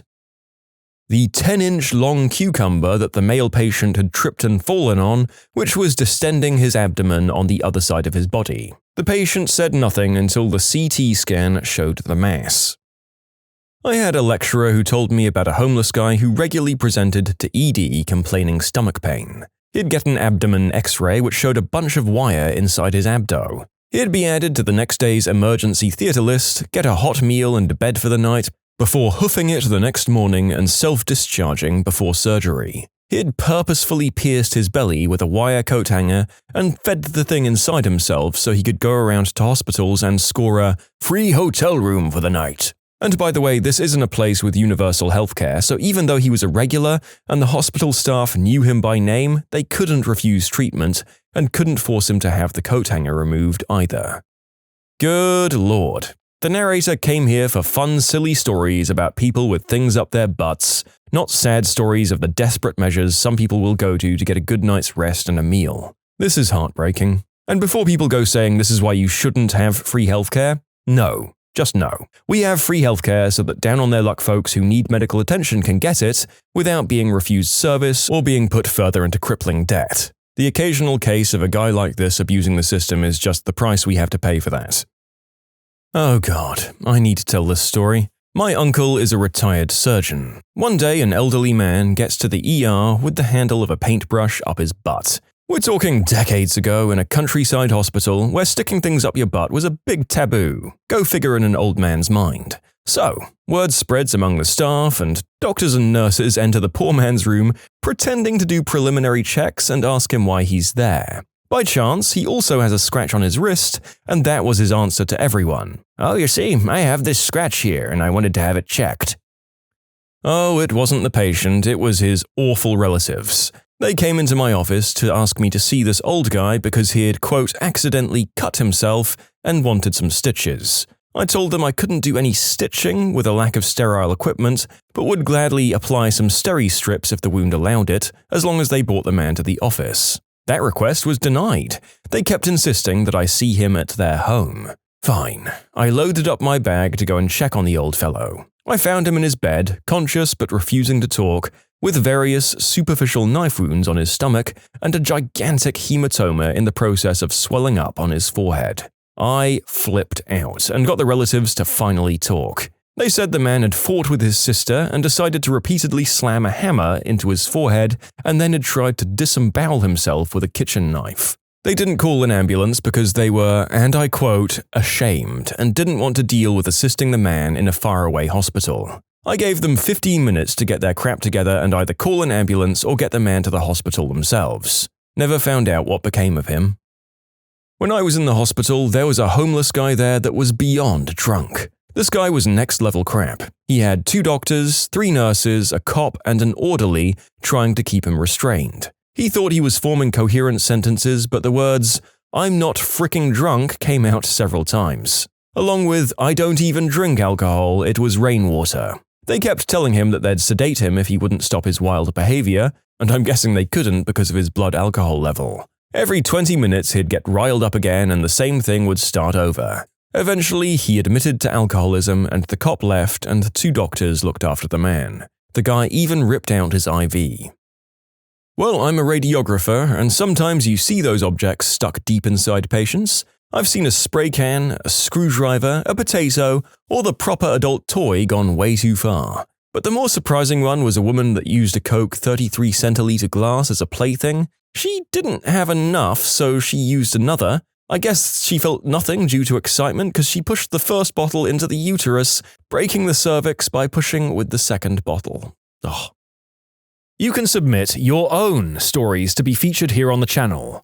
The story submission link is in the description below. And if you want to listen to some vibey music in the background, check out easymode, also linked below, and subscribe.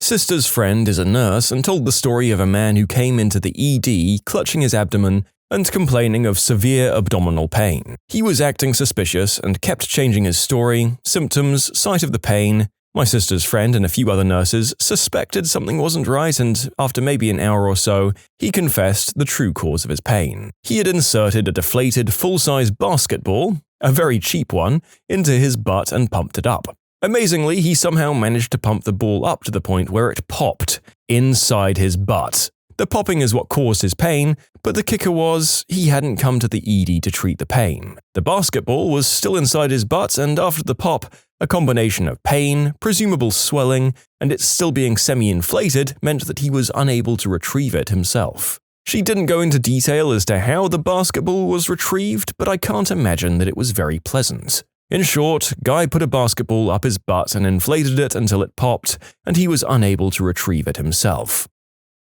Pregnancy. A patient arrived into the ER triage. She's in her early 30s and complaining of lower abdominal pain and nausea. The British triage nurse, who tells the story best, says the poor woman was bent over double in her chair. From all accounts, she was a relatively skinny individual. In order to make sure there was no emerging emergency, our triage nurse has a peek at the patient downstairs.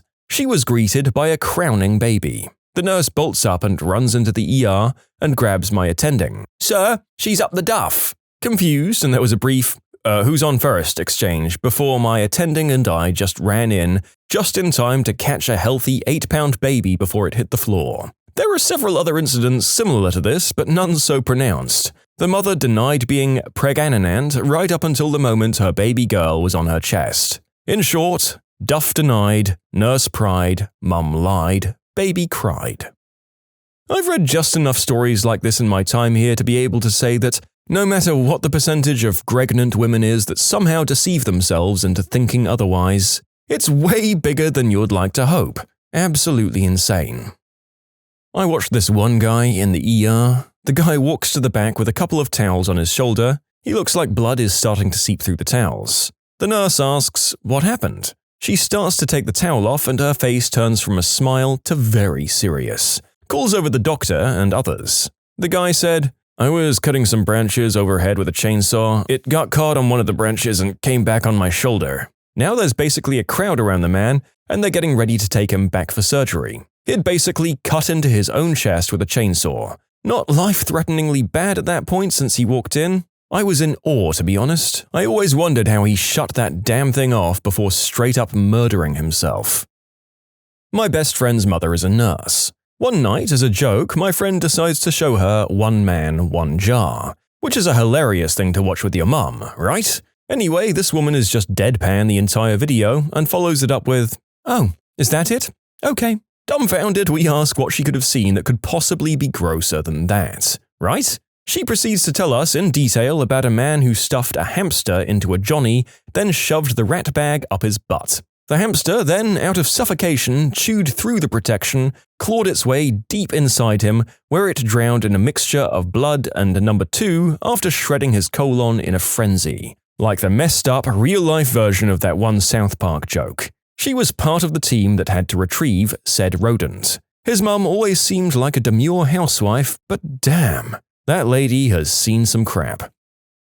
My sister is in organ donation. The biggest obstacle is people thinking, doctors will let me die and steal my organs. First of all, if you die, your organs are useless. They can take corneas, long bones, ligaments, and sometimes skin from dead bodies, but those aren't rare or in demand. Everything they do to save your organs would also save your life. You need to be brain dead but have a steady heartbeat on a machine that breathes for you to donate organs. Usually, the doctors need to work for hours to save an organ donor, which is an effort they don't take on a non-donor. She's been called to cases where the doctors thought the patient was dead meat. She didn't get called unless they're brain dead. But the doctors keep working because it's an organ donor. They'd have called a non-donor on arrival and sent them to the morgue. But they keep working and the person's revived or recovered, and sometimes fully recovers. If you want everything done on you to give you a chance, sign your donor card. I signed mine after she told me about that. She signed hers. If you're a non-donor, the doctors will just give up on you if they think you're a lost cause. I had a patient who, instead of treating her choice to have an artificial donor insemination as an empowerment move, had everyone else convinced that her child had a deadbeat dad who took off when he was born. She felt that this made her look empowered because she stood up as a single mom. The now school-aged kid knew about this but was horrible at lying. When I asked him about what life was like at home, he said something along the lines of, good, just me and mom. She's a good mom. Pretend dad ran away. There's no real dad though. When my sister started out working as a doctor, she got one of these, I guess, pretty regular adolescent boys with their sister's toy in the butt. She sent me a picture of the x-ray too. He said he fell on it, of course. I'm a neurologist in Spain. We were brought a patient with an acute stroke in the morning. Asking him about how it happened, he said he'd gone out for an early morning jog when he fell down unable to move the left part of his body. An hour later, a nurse asked him the same question, and he gave another different fake answer. Turns out he'd woken up early, left his house, and he was doing the deed with a working girl when he suffered the stroke. It was this woman who'd called the ambulance. The tough part was meeting his family. Oh, you know, 70-year-old man, 12-inch hand-carved wooden marital aid normally meant for women, doesn't know how it got up there. You know the rest of the story. Yes, tripped and fell. We know the story like the back of our hands just by the end of this one video. But the real question here is whether this guy carved said implement himself. And how lifelike was it? And was it varnished? I want to know exactly how much work went into this woody before it was unfortunately mistakenly shoved a foot into the man from a very precise angle. Had this patient come in once. You could clearly see she was north of 60, wrinkles with a cute, no-teeth smile. We asked her age. She gave her crooked, cute smile and says, "Son, I'm 40 years, but my grandchildren say I look quite young." I did an internship with a doctor, a dermatologist, and she told me that one day a homeless guy came to the hospital with a bandage on his foot, saying it was painful. The nurses were afraid to take care of him because of the horrible smell, and of course discovered what was under the bandage. The dermatologist was called and she said she did it herself. When she opened it, the foot of the guy just fell off. He got an infection and larvae started to eat his foot. Ugh. Does a semi-rotten sandwich found lodged within the folds of a heartbreakingly obese patient's panniculus during an emergency procedure count? Oh, I have tons of weird stories. When I was a fourth-year medical student doing a rotation at the Veterans Administration Hospital, the patient came into the emergency room complaining of stomach pain. We did an X-ray which showed 2 toothbrushes in his stomach. He explained to us that he had the sensation that there was something on the back of his throat and used his toothbrush to try and get rid of it, and accidentally swallowed the toothbrush. The same thing happened with the second one. We consulted gastroenterology and the toothbrushes were removed via endoscopy. He was admitted to the hospital for observation overnight. The next morning he complained of the stomach pain again. A follow-up X-ray revealed that he had swallowed his entire convenience kit at the hospital, including the small toothbrush, small tube of toothpaste, and even his plastic razor. Needless to say, we called psychiatry for consultation. It turns out this was not the first episode for this guy. He just liked to swallow things. In the summer, my brother and I used to spend our time in the backyard looking for caterpillars and frogs. Given I was 4 years old and I didn't know what I was doing, I thought it would be funny to put a caterpillar down my 2-year-old brother's swim trunks. He didn't feel the caterpillar go down there, so I didn't get the reaction that I wanted from him, so I just forgot about the whole thing and moved on. Later that day, when my mum was changing his diaper, she screamed and saw all of these spikes in his butt that he must have got from the caterpillar when he sat down. Turns out he had an allergic reaction to it, and we had to go to the doctor to get all of those spikes out of his butt. Here's my circus of specimens. A lady presented multiple times requiring admission for systemic infection found to be a weird amoebiasis. ID docs were very confused. This was in the middle of a US suburban area. She was drinking her fish tank water to get sick. A morbidly obese lady came into the ED, altered and obtunded, kept responding to Narcan and then getting obtunded again. 3 fentanyl patches eventually found hidden on the underside of her pendulous chest. A working girl kitted out with what seemed like an assassin's kit, including a large wire garrote, 4 knives, and various poisons in her handbag. And of course, the guy who came in from jail in excited delirium with an uncomfortably large quantity of illegal substances hidden up his butt. Somewhere deep in Alabama, an elderly lady came in and said she was having stomach pain or some kind of pain. When he was examining her, he noticed she had pain near her uterus and female areas. So she got undressed for another exam and she casually said to him, "Now, I do got leaves growing out of my vagina." He looked and saw that, by God, she did. She had put a potato down there to hold up her prolapsed uterus. I poked myself with a sharp lead pencil and jabbed my hand and made little dots in the shape of a male member, then connected them with a line. 10 years later, the lines are gone and the dots are still there. Eggplant hand is my nickname, always an eggplant in my hand. Not a doctor, but my friend's sister is. 2 people came into the A&E one night, let's call them A and B. A had cuts around their lower back, upper thighs, and in and around their butt.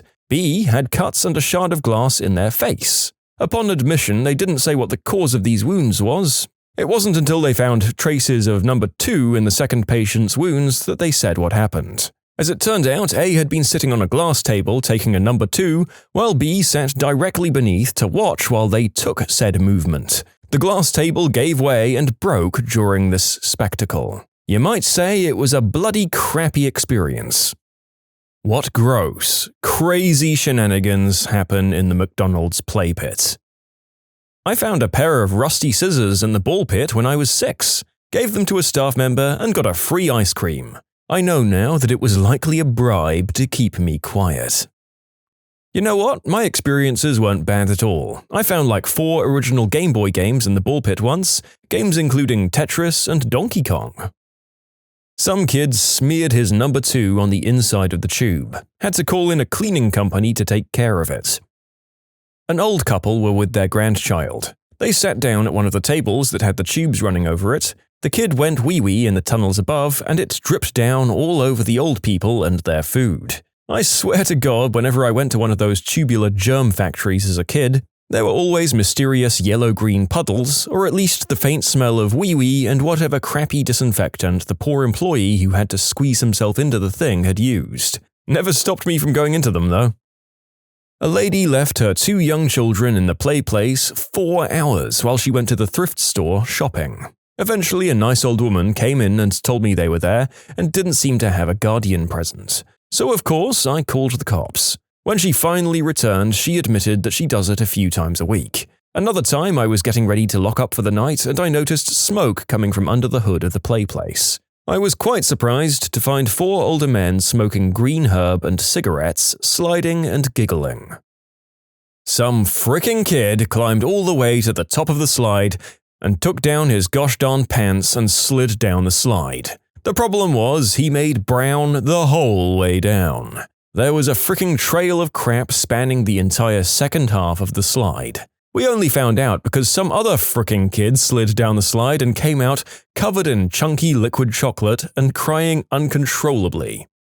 Look, viewer, you knew when you clicked on this video that the story was going to be more than 50% children's bodily emissions, didn't you? Neither of us are surprised, although I will admit that the image of the kid leaving a snail trail all the way down has got me laughing out loud in public while I write the script of the video. Kids are awesome, in a really, really messed up way.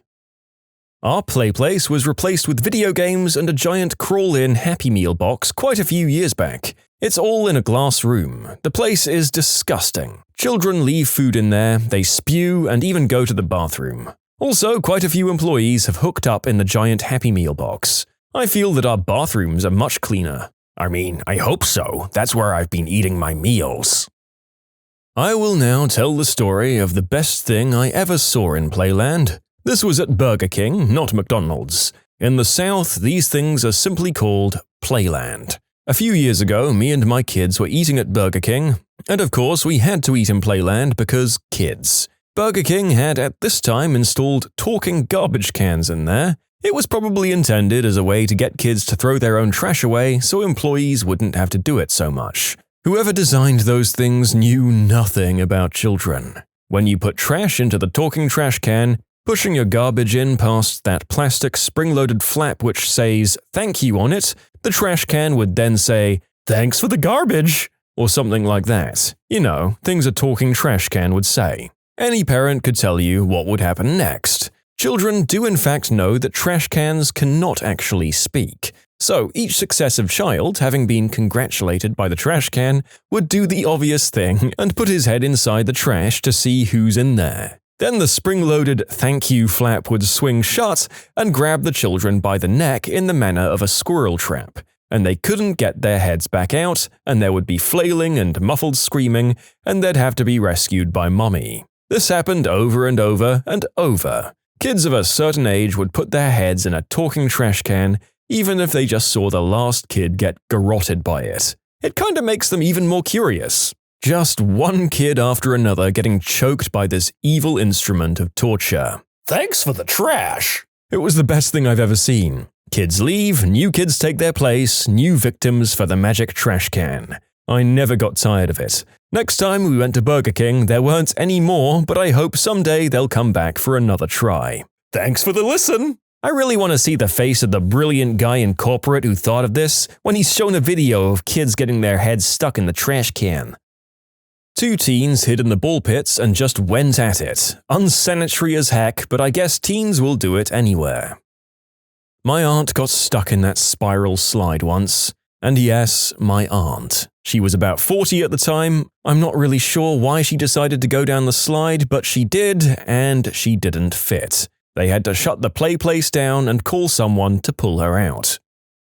I had this large kid get stuck in it, and when I was sent to pull him out, I got sued for reckless endangerment of a child and inappropriate contact with a child. I seriously wanted to punch the parents. The frickers got me fired and held up in court for 3 months.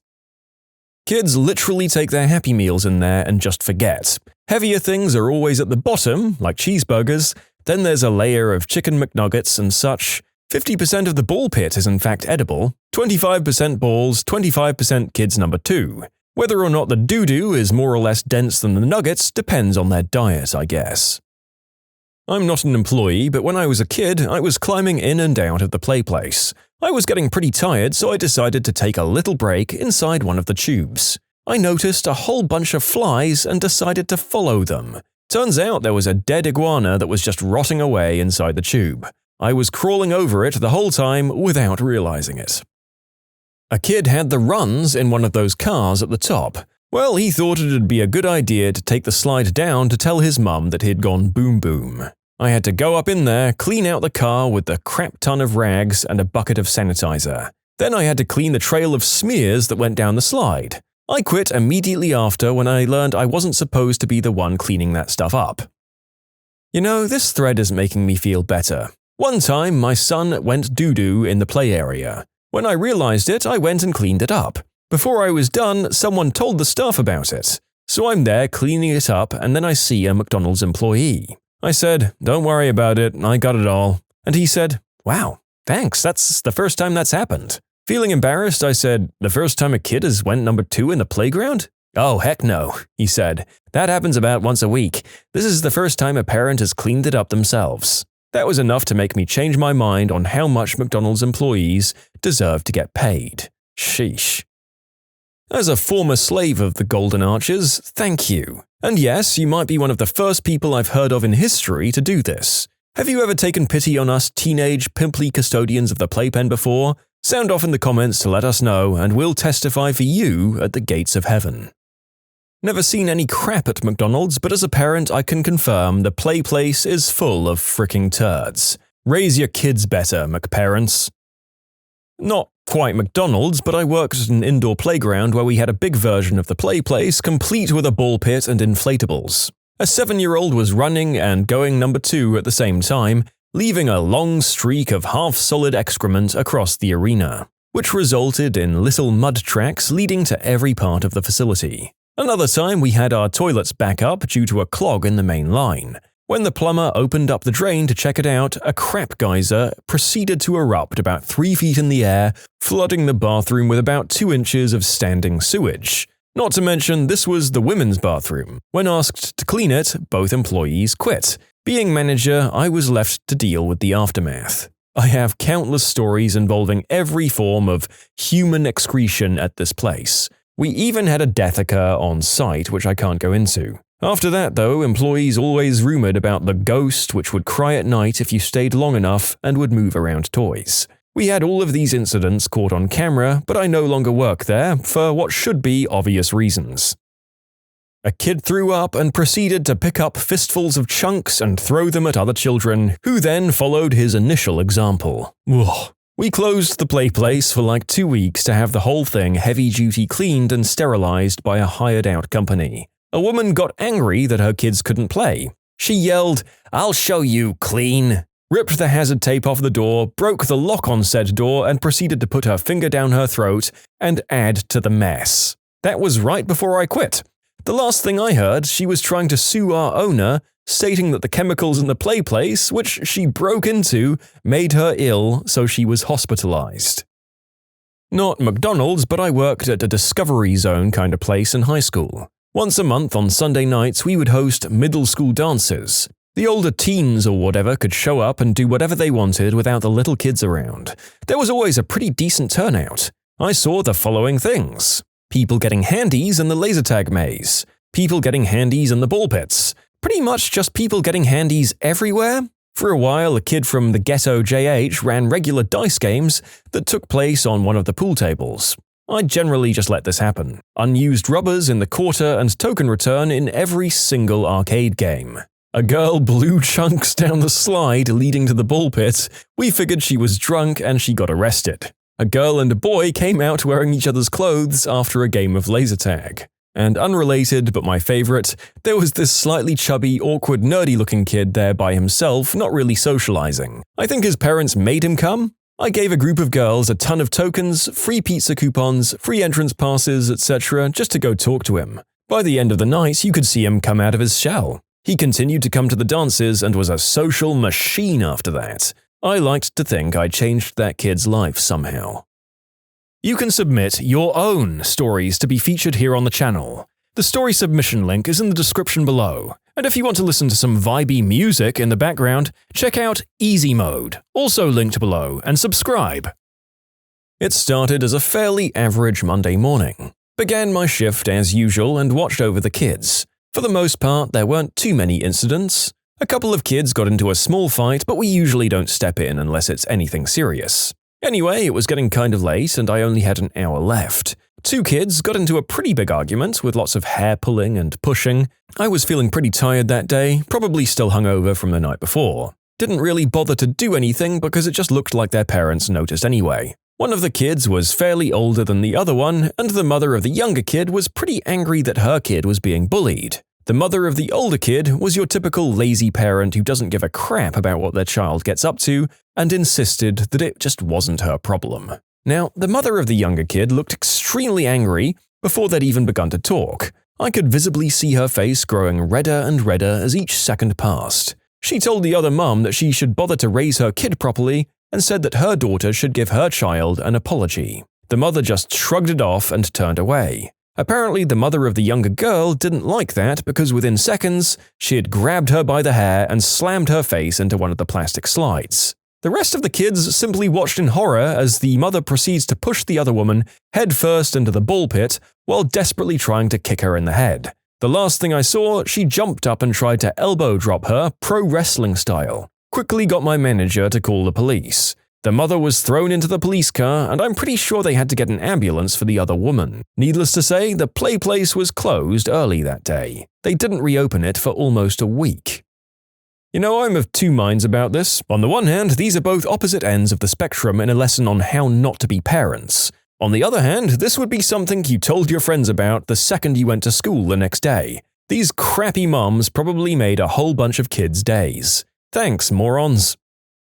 I can recall one time our shake machine wasn't running well. The shakes would come out very slow. They took forever to fill the cup. It was like that for quite a while. When they finally brought someone in to take it apart, he discovered a cockroach in the shake tube. All the shakes we'd been serving were filtered through that roach. Some little kid went number 2 in the twisty slide, and it was in the middle, so the kids at the top couldn't see it. So kids would slide unknowingly into a makeshift crap and slide and get crap on their backs, faces, back of their heads, hands. It was horrendously disgusting. Worst day of my life. I used to work at McDonald's with a bunch of friends in my neighborhood. Every time someone hurled in the play place, we always chose the same friend to clean it up. We used to make fun of him all the time for that. One time, a fat kid, not just kind of chubby but morbidly obese 200 to 300 pound 12-year-old, decided he wanted to go in. I saw him go in. About 2 to 5 minutes later, I hear crying coming from the tubes. Apparently, the kid got stuck. Hard times at the play place. We got a call from Central Dispatch. They asked me to check on a tripped alarm at the local Mickey D's. It wasn't a big play place, only about a 2 on the Ronald scale. But I had a feeling something significant was just waiting to happen. The big surprise, though, was that nothing happened until I looked into the double exterior slide. A small girl, only about 5 or 7 years old, clutching a greasy takeout bag. It looked heavy, plump, full of the unknown. I took the girl inside to the kids section and asked her a couple of questions. She was homeless, got forced to rob the place by her street friends. She thought it'd be an easy job. When I looked into the bag to see what the loot was, I was taken aback. McNuggets. Patrolling the McDonald's almost makes me wish for a nuclear winter. My sister had to clean number 1 that ran from the top of the slide to the bottom. She started at the top like an idiot and lost her footing. McCraphole's employee here. No play place at my location, but I'm going to vent about mostly irrelevant things so you all have some insight about working in fast food. Lunch rush, 8-hour shift, hungover as frick working the register. people ordering Happy Meals and not specifying which Happy Meal. Just frickin' saying, a Happy Meal. Me? Which Happy Meal would you like? The parent bends down to their child to ask. The child mumbles, hides head in shame. Meanwhile, the line is growing and the customers are getting more disgruntled. A bead of sweat begins to form on my brow as the mother tells her child to tell me which meal. An eternity elapses before mere infant utters its first, incomprehensible words. I'm sorry, could you repeat that? Once again, the child mutters something in Gaelic. I'm sorry, didn't quite get that. Small baby babbles, the parent won't help them out. Time to take a guess. I order a large sweet tea, 3 McDoubles, and a large fries. She's watching her weight and she asks for no salt on the fries and sees no irony in this at all. We have to make a whole new batch of fries for this one request. She stops talking. I say, will that be all for you? She says yes, but what she meant to say was no, because she continues to order more food almost as soon as I press the Pay Now button on the register. She orders more lard for herself. Alright, will that be for here or to go? She looks to the child, gazes towards the dining room, looks up for something, anything, she just wants a sign, I guess. For go. My brain has now melted. Blood is now trickling out of my ear. There's no for go button on my register, so I make a guess once again. I know there's no way I've gotten this order correct. I accept defeat. Alright, that'll be $23.67. The woman's face drops. The room is absolutely silent except for the racing beat of my heart. I thought sweet teas were $1. They used to be $1 all over the country. Her rage is building as I stutter. Well, they used to be, but now they're $1.19. That extra 19 cents is blood money in this business. Nostrils flare, an angry sigh. She wants me to change the price even though I'm clearly a minimum wage employee, not the CEO of McDonald's. You people are robbing us blind. The woman has mistaken me for a commissioned salesperson instead of a cashier. She now proceeds to go through the price of every item she's ordered, only to find that yes, indeed, our register is capable of simple addition. She hands me a 20, 3 ones, and a bucket of change that somehow only amounts to 65 cents. I'm sorry, I still need 2 more cents. She rolls her eyes but forks it over. Alright, your order number will be 267. The order has taken all but maybe 2-3 minutes tops, but by now the once orderly line has turned into an impatient mob. They feel hunger, not for McChickens or those precious McNuggets, but for blood. I, on the other hand, thirst for liberation. My lips manage to bend awkwardly into a smile as I say, I can help whoever's next. A large man walks over and O Fortuna begins playing. Are you guys still serving breakfast? It's 2 p.m., sir. Oh, all right then. I'll just have a shamrock shake. It is December. Like the author said, this is not a play pit story, but I've run out of things to say about kids going boom boom in the ball pit, and felt inclined to include the story of the daily misery that those who work at this place feel every day. Solidarity, Comrade McD's employee. Not an employee and not from McDonald's, but one time road tripping up Vancouver Island with my brother and stepmom, we stopped for lunch at a Burger King in that town with the giant hockey stick and puck in front of the arena. So my brother and I, about 12 and 10 respectively, scarfed down our meals and started exploring the play area. Now, this wasn't your average play place, it was huge, and they had these weird, child-sized, hard-stuffed animals attached to the floor with Velcro. I don't know who came up with them or how they were meant to be played with, but they resembled a harder, lighter punching bag in texture. Back to the story though. Our stepmom sat below, finishing her food, while she glanced upwards every now and again to make sure we were okay. My brother and I soon parted ways in the massive labyrinthian structure. Sometime later, a random kid and I squeezed past each other while crossing paths in one of the tubes. As soon as we were clear, he glared back at me and growled, "You touch me again and I'll slit your frickin' throat." Now, this kid couldn't have been any older than me, so you understand my shock at hearing this uttered by a child no older than 10. As if he even had a weapon. He was gone before I could process what he said, and I didn't retort. Oh well, back to playing. I guess some kids are just crazy. Sometime later, my brother and I met at the top of the spiral slide. Being that he got there before me, he went down first. As I'm sliding down the spiral, I hear an argument unfolding below. As I emerge from the bottom of the play place, the scene became clear. Psycho Kid was all up in my brother's face, screaming unintelligible obscenities. I guess the little crap took his time getting off the slide and my brother slid right into him. The kid is getting more and more aggressive, screaming louder and getting physical, shoving my brother's chest like little jerks always do when they want to intimidate. My brother, who I'll point out is a head taller than this frickin' delinquent, is keeping his cool and trying to tell the crap to F off. The kid's dad is nearby and get this, the hick greaseball mumbers, "You tell him, Jimmy,"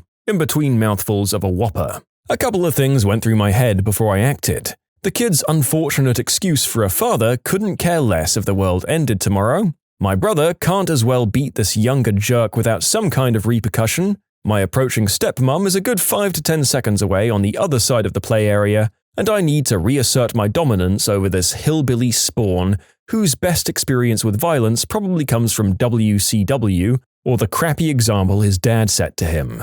The kid didn't see me coming. I ripped a nearby giant duck from its Velcro binding and brandished it by the tail, charging towards the violent little brat. I don't even think he turned around at all. The first blow hit him square in the back, with all my weight behind it. He tumbled onto the floor in front of my brother, gasping for air. I guess I knocked the wind out of him. But I wasn't finished. "Slit my fricking throat, will you?"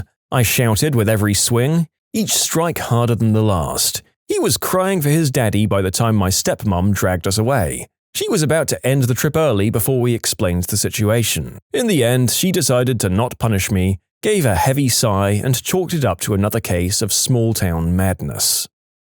I don't work at McDonald's, but one time I was playing in the ball pit and came across a turd. Ridiculous. Today I learned never to go to the McDonald's play place, or at least check everywhere I take a step or sit. People of the internet, when were you witness to life's craziest phenomenons? Once, my sister lost the lunch check she was supposed to turn into the office at school. Later that day, she found another girl's lunch check on the ground and decided to do the good deed and turn it into the office for her. When my sister got to the office, though, the girl whose check she'd found was there, also turning in my sister's check that she had found on the ground earlier that day. Honestly, the thing that I thought I would never see was a mother's tearful rendition of "You Are My Sunshine." This was at the funeral of her young adult son who had decided he didn't want to be alive anymore in his room a few weeks after Christmas. This was made even more sad by the fact that she had previously lost a child to sudden infant death syndrome.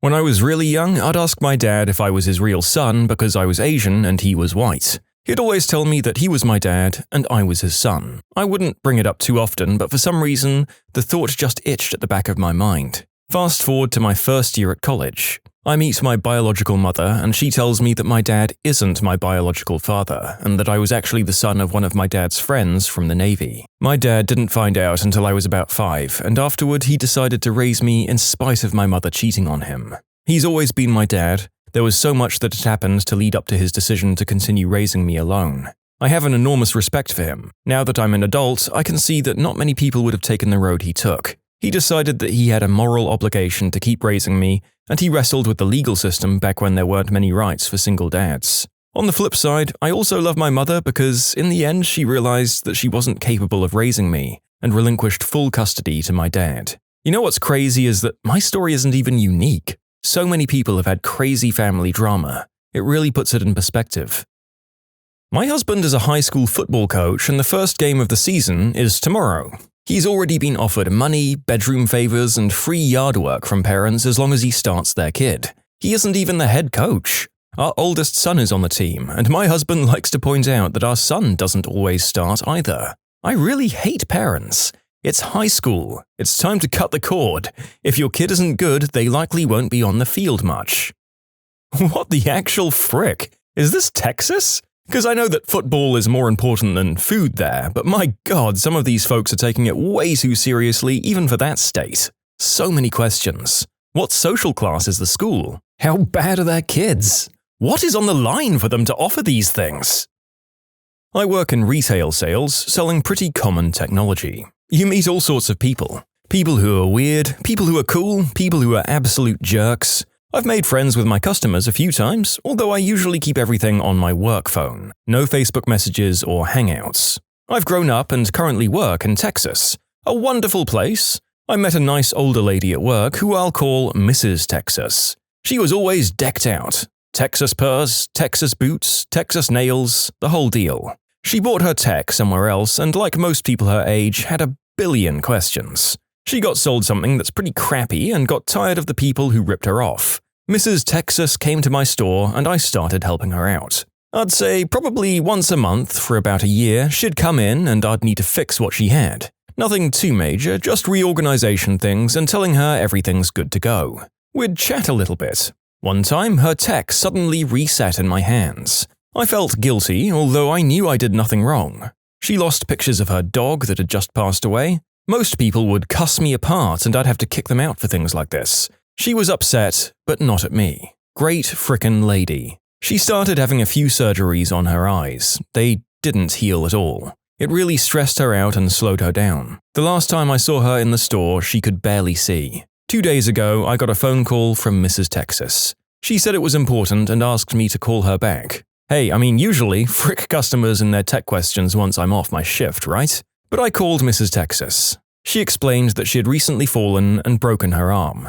After sitting in the hospital for some time, her liver and kidneys gave out. She lost a ton of weight and knew her time was coming. The conversation was weird, but she was so calm. She told me she was going to die soon and wanted to thank me for being such a nice guy. Mrs. Texas called me on her fricking deathbed to thank me for simply doing my job. I bought her some flowers and went to her house today, talked for a while and said goodbye. She was as happy as someone who knew their time was coming could be. Mrs. Texas will probably pass soon. I've said my goodbyes and thanked her for blessing my life. Sorry for being such a downer, I just really wanted to post this and I didn't know where else to go. I'm a preschool teacher. One of my students sheepishly asked me if it was okay to ask me a question. I, of course, assured her she can always ask me anything on her mind. She then says, "Only mamas can say mother fricker, right?" After sucking my entire face in to prevent myself from laughing, I confirm, yes, only mamas. Not really a story, more of a question. I didn't know where else to go. I worked with the guy who has severe autism. Whenever I come in, I always cheerfully say, "Hi, Johnny." Obviously, because of his condition, he never responds. In fact, he doesn't look at me, change his facial expression, or do anything to indicate he heard me. But sometimes I'll ask him how he is and he'll look at me in the eye and quietly say, "Good." Other times, he will come up to me and strike up a conversation with me at his own volition. Or if I ask him questions, he'll answer. A lot of times, I'll joke around with him and I can make him laugh. But this is my question. Is there a chance that I'm bothering him by saying hi to him? Might he just want to be left alone? Or does he maybe appreciate people saying hi to him, even though he can't respond? I've never worked closely with anyone who has autism, so I don't know what their preferences are with certain situations such as this one. My brother is autistic, and all cases are very different, but it seems like a common thing is that they need predictability. I'd say just to make sure you make a routine with the way you interact with him and he'll feel much more comfortable. My wife is a therapist who works with neurodivergent children, and my brother absolutely loves her. She always greets him the same, and I always notice him open up when she's talking to him. Thanks for being kind. Yeah, this is a complete guess, but if he starts conversations with you of his own volition, you make him laugh and he doesn't react negatively when you say hi, he doesn't mind a bit. You might even be his good buddy. I frequently walk my dog at a ravine near my house in Toronto. On more than one occasion, a Chinese tour bus has pulled up and flooded the ravine with old Asian women who proceed to take pictures of me and my dog. Sometimes when I'm feeling down, I just think that somewhere I'm in some old Asian woman's slideshow. I smuggled 2 illegal workers out of my job and drove them to the airport and bought them plane tickets so they could get back home. The job was at a summer camp and they lived in the staff house on the property and didn't have cars in the US, so they were just stuck there all day every day, being taken advantage of and overworked, and one day they broke down. And I was like, alright, let's do this. I got fired the next day. I'm sure that they had to write a fake bullcrap reason on why they were firing you, but part of my brain likes to think that your old workplace gave you a pink slip saying, "They smuggled out our illegal labor slaves, meaning that now we have to pay for workers or find more." Regardless of my silly musings, well done. You did a great thing for those people. So, my sophomore year of college, my roommates and I had the best thing happen ever. I lived in a house with 7 of my good buds. It was a big state college, fun college town. We had a really crazy time, but this was the cherry on top. In the last 2 weeks of our lease, a guy just knocks on our door saying that they're scouting locations for a TV pilot to film a scene. 2 days later, he informs us that they want to use our house. The show's working title is Migilantes, featuring a gang of little people that defend other little people from persecution. Despite the questionable political correctness of the show's title, we accept. They give us $300, which immediately went to alcohol, and the only thing they needed from us was to throw a party. Easy. We invite all of our friends over, and all that were convinced it wasn't bullcrap showed up. The premise of the scene, and keep in mind that this is a, quote, reality show, was that the attendees of this college party, who were all actors, were harassing a little person and going to throw him around the house, when all of a sudden, here come the Migilantes. They burst through the front door as we're all chanting, "Toss! Toss! Toss!" and start to beat the crap out of the evil partygoers. This involves them pinning them down and pulling their pants down and then sitting on them. The whole scene is absolute chaos as my friends and I are cheering on the debauchery for the several takes that they do. Once it's all over, my buddies and I are sharing drinks with the gang of little people, and one of them even went out with us the next night. I've told this story countless times, and thankfully I still have a few photos and videos to validate that it actually happened, otherwise there's no way anyone would believe me. Last I heard, the show wasn't picked up because the network didn't think that the Migilantes were doing a good job of defending against persecution by just beating people up. I haven't seen the footage, but I would pay a pretty penny to get a hold of it. Anyway, been wanting to share my story for a while now. Just not sure where it fit. My grandmother was murdered by her caregiver on the 17th of June 2016. The caregiver hit her in the head with a hammer, dismembered her, put her body parts in trash bags, drove them about 2 hours across the state line, and dumped them in the middle of the night. She burned all of the bedding, her purse, and tried to set some of the parts on fire. On the 21st of the same month, the detectives interrogated the caregiver with evidence they'd collected. She gave a partial confession and told them where the body parts were. My mum is really struggling. I'm going on vacation for 2 weeks, leaving Sunday, which has been planned for a while, and we're leaving the country. I feel guilty because my mum is struggling and I'm excited about vacation. I feel guilty that I'm not struggling with everything the same way my mum is. I could write for an hour and still not give you all the details of the crazy stuff that happened with my grandmother's murder, or process all of my feelings. You can submit your own stories to be featured here on the channel. The story submission link is in the description below, and if you want to listen to some vibey music in the background, check out easymode, also linked below, and subscribe. I grew up in a really small town. Everyone knew everyone. I wasn't very well liked by a lot of the kids in my school, and as a result, I was bullied. I got my first boyfriend when I was 16. I'd wanted so desperately to be liked because I felt so alone since my grandfather, who raised me, had died a month before. So I did any and everything he wanted. I was pregnant within a month. I was so embarrassed I dropped out of school. My boyfriend then cheated on me. My grandmother kicked me out. I lost the baby. My boyfriend's sister started a rumor that I'd never actually been pregnant and had lied about the entire thing, and being that I hadn't been very far along before I lost the kid, pretty much everyone in town believed her. I became the laughingstock of my hometown, so I left. I briefly lived with my mother a state over when I was 17. The entire reason I'd been raised by my grandparents was because my mother was not capable of looking after a child, so as you can imagine, when I moved over there at 17, things did not go well between her and I. I lived with her for maybe 2 weeks, and then I met Trey, and he really saved me from the hell that was my life. When we got together, he did everything in his power to get me away from my mother. He and his parents came up with an arrangement. I could live with them and continue to be in a relationship with Trey, but we had to sleep in separate rooms. Trey's parents are very religious, so this is how they justified allowing their son's girlfriend to live with them. All they asked for in exchange was for me to help out around the house. So I did. I got a job and started paying rent. I got my GED and my CNA. I worked as a CNA at a long-term care facility, and also as a shift manager at a local convenience store. Trey and I got engaged. We've been married for 2 years now. We have our own place, a ferret, and a new puppy. I no longer work as a CNA or a manager. Currently, I'm a waitress and I love it. Trey is finishing his last year in college as an education major and is in a band that plays paying gigs and has a sizable fan base. I'm pursuing my writing and considering going to college. We can pay our bills and do so on time. I have a home now, and a husband and a family. And really, there's no moral to the story, it's just amazing to see how far I've come in 4 years. And please consider what I'm about to say. No matter how dark your days may become, don't ever give up. Even when you feel like you're at your wit's end and you don't have the strength to move forward, make every effort to continue on. I know what it's like to feel like you have no will to move forward. I know what it's like to feel like death would be a sweet release from what you're living in. But it can get better, and it will. I can promise you that. When I was 16, I never imagined that at the age of 20, my life would be completely turned around. I never thought I'd find love. I never thought I'd see a day where I didn't want to give up. I never imagined I'd even live to see 20. But I did. And my life, though not without imperfections, is one I'd never dreamed I'd have. Thank you for sharing. I know due to the nature of the question that this would be a pretty mixed bunch of replies, but stories like this really do inspire and encourage me that there's always a way out of even the darkest of life's pits. I hope you and your partner and ferret are well. One time I ate 26 chocolate chip cookies because I was mad at my little sister and didn't want her to have any. I then proceeded to throw them up all over the place.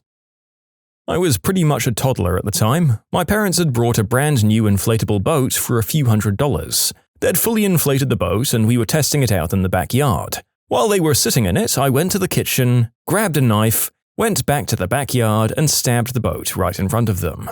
What followed was a tumultuous couple of hours. I just came back home after 6 weeks to discover that at some point during that time, the breakers tripped and the house was without electricity for a long time. You can imagine what happened to the freezer, but you probably can't imagine the smell. I am not looking forward to cleaning that up tomorrow. Okay, update, I'm about 3/4 done with the crap. It's not nearly as bad as I feared, but it was still pretty nasty. All you people who keep saying that the smell will never come out and I should just replace the freezer, you all need more bleach in your lives. One time I went to Maine and lobsters were only about $3, so I ate 5 of them and then chucked them up all over the lawn. You know, this whole group of stories is just such a frickin' roller coaster. Jesus Christ!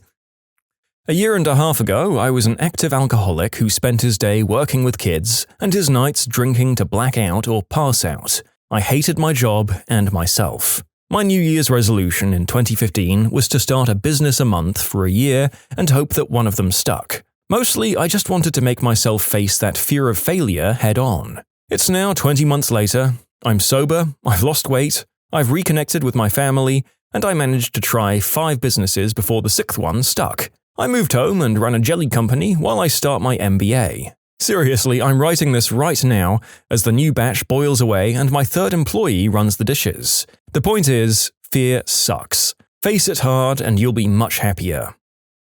My best friend was diagnosed with esophageal cancer around April of 2014. He called me the minute he was diagnosed. I live in the Midwest and he had moved to the West Coast, and he told me the outlook was really bad. He had noticed something wrong the prior Thanksgiving, difficulty swallowing, the feeling of something in his throat that never went down with water or more food. When he was diagnosed, he began treatments almost immediately. Things got worse before they got better. His wife would give me updates as much as she could. She started working as much as she could because he got to where he had good days and bad days. One of our chats had him excited about the fact that he could concentrate his efforts on his artistic abilities while taking time off work. I coaxed him into creating a tattoo design for me that would represent my daughter in an abstract form. He did so after a month or 2 and sent me a picture of the design, and I loved it. He was cleared to fly home to where I live in August of that year after some intense chemo. He was doing really well and the doctors had great hopes. We had a good time, he got to meet my daughter for the 2nd time, and it was just like the old days. He died on December 27th of that year. The virus had spread to his abdomen and he couldn't handle it. His wife called me a week before saying that she wasn't sure he'd last much longer. Work was slow at the time, and having a young daughter, along with a wife who was staying home full-time, made it borderline impossible to leave, let alone afford a $1,000 plane ticket. The night he passed, her friends were scraping airline miles together to get me out there. I still miss him like crazy. I still have the voicemail he left me that fall on my phone. I still feel it randomly at the end of my new VMs, and it's nice to hear. Even though I know that he knew, it still stings that I didn't get one more conversation with him. I'm getting into shape to have the tattoo done this year. After a lengthy divorce and separation, along with the bills and everything that comes with that, I'm finally in a place to get it done how I want. Hopefully, come November, I'll have the greatest tattoo I'll ever get. That's the story I needed to tell. Thank you for listening.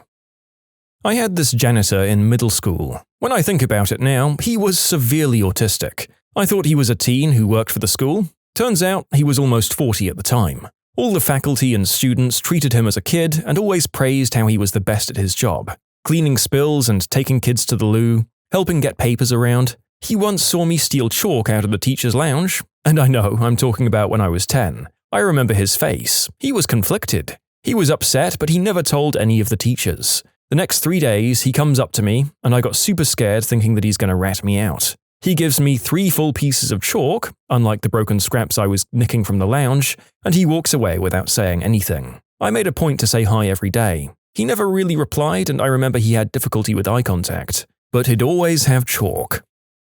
While working my campus job, I once had a girl try to go number 2 out of the window of a moving van, and it was still during training. My trainer just said, frick, not this again. When I was in 3rd grade, I was chilling in the bathroom. A kid walks in and pulls out a pack of gum. I said, "Can I have a piece?" And he said, "Sure." Another kid named Preston walks from behind and asked the same thing to the gum kid. The gum kid said that was his last piece. Preston turns to me and offered me $1 for my piece. I weighed out my options and decided to give the gum to Preston. The next day I see Preston and I say, "Hey, did you bring my $1?" He says, "No." The next day I come up to him and ask him the same question. He says, "I'll bring it next week." I'm starting to get annoyed, getting angry at myself for giving him the gum. The next week comes, I ask him again, and he says, "In 4th grade." Now he thinks it's a frickin' game. Little does he know I'm very persistent. Every couple of days I'd remind him and he'd say the same thing. "In 4th grade." The first day of 4th grade, I come and find him. I ask him again, "Where's my $1?" He bumps it up another year, saying, 5th grade. Again, I bug him every couple of days. Now, this went on for a couple of years. In 6th grade, he said he'd give it to me in junior high. In junior high, he said he'd give it to me in high school. And in high school, he said on graduation. Now, I'm holding him to this. We'll most likely never see each other again after that, so it's then or never. 3 years later, it's graduation day, 9 days since I gave him the gum. I walked, got my diploma, everything was going great, but in the back of my mind, I know the actual goal for the day is getting my fricking $1. I walk through crowds of people, still can't find him. Just as I'm about to give up, I look over and Preston is standing there, holding the $1. My eyes light up. I finally got my $1. I grab it, hold it in the air, and yell. I give him a big hug and he told me, "Dylan, that gum was fricking delicious." And we parted ways. I jumped off a moving train once. Was hanging out with a friend and thought it'd be fun to climb on a train. Well, the train started moving and I'm still sitting on the side. I knew I'd have to get off, but I'm scared to jump. But the speed keeps building up. After maybe 30 seconds, and it felt like an hour, I told myself I have to get off or it'll just keep building speed. So I build up my courage, spot a grassy patch ahead, and totally parkour dive off. Like parallel with the ground, movie-style dive. I land on my side, roll a crap ton of times, and stand up. I immediately check myself for injuries, find none, and search for my phone. It's lost, and also I think I heard it shatter. My friend runs up, terrified. I went like a mile down the tracks. Well, it doesn't end there. We're walking back, I'm cut up and bloody when a cop car shows up. The officer gets out, looks at me and says, "Son, did you jump off a train?" Long story short, someone saw me and reported me. He thought I was a runaway kid at first, found out that I wasn't, told me I could be thrown in jail on multiple charges, but lets me off. I had to ride in an ambulance, though, to make sure I was fine, which I was. And to conclude, that's when I officially decided to become a paramedic. What epic fails have you seen from people starting their own business? At a place I used to work, we supplied printing companies with their ink. Being that digital printing is well and truly established at this point, there wasn't a whole lot of business for this kind of ink anymore, so there was a lot of competition between suppliers. One of the technicians somehow weaseled his way to the top despite having no business experience. When he was told very simply just to make more money rather than go out and find new customers, his bright idea was to make our company's ink weaker with the intention that our customers would just have to buy more product to complete their jobs. Surprise! The customers didn't like that and went to the competitors. Business was closed within a year. The CEOs of the parent company in Japan weren't fully aware of everything this guy was doing to run the business into the ground. There was a lot more stupid crap he'd pull. I could probably fill a book with stories from that place. It was not a sound business plan that you could compare to other products and companies, because we were already getting some complaints that some of our colors were weak. This is what gave the guy the idea to make them weaker. He was told by several people it was a stupid idea and that it wouldn't have the desired effect, and that it would just drive our clients away. He was certain, though, that they'd all just accept the crappier product and pay more for it.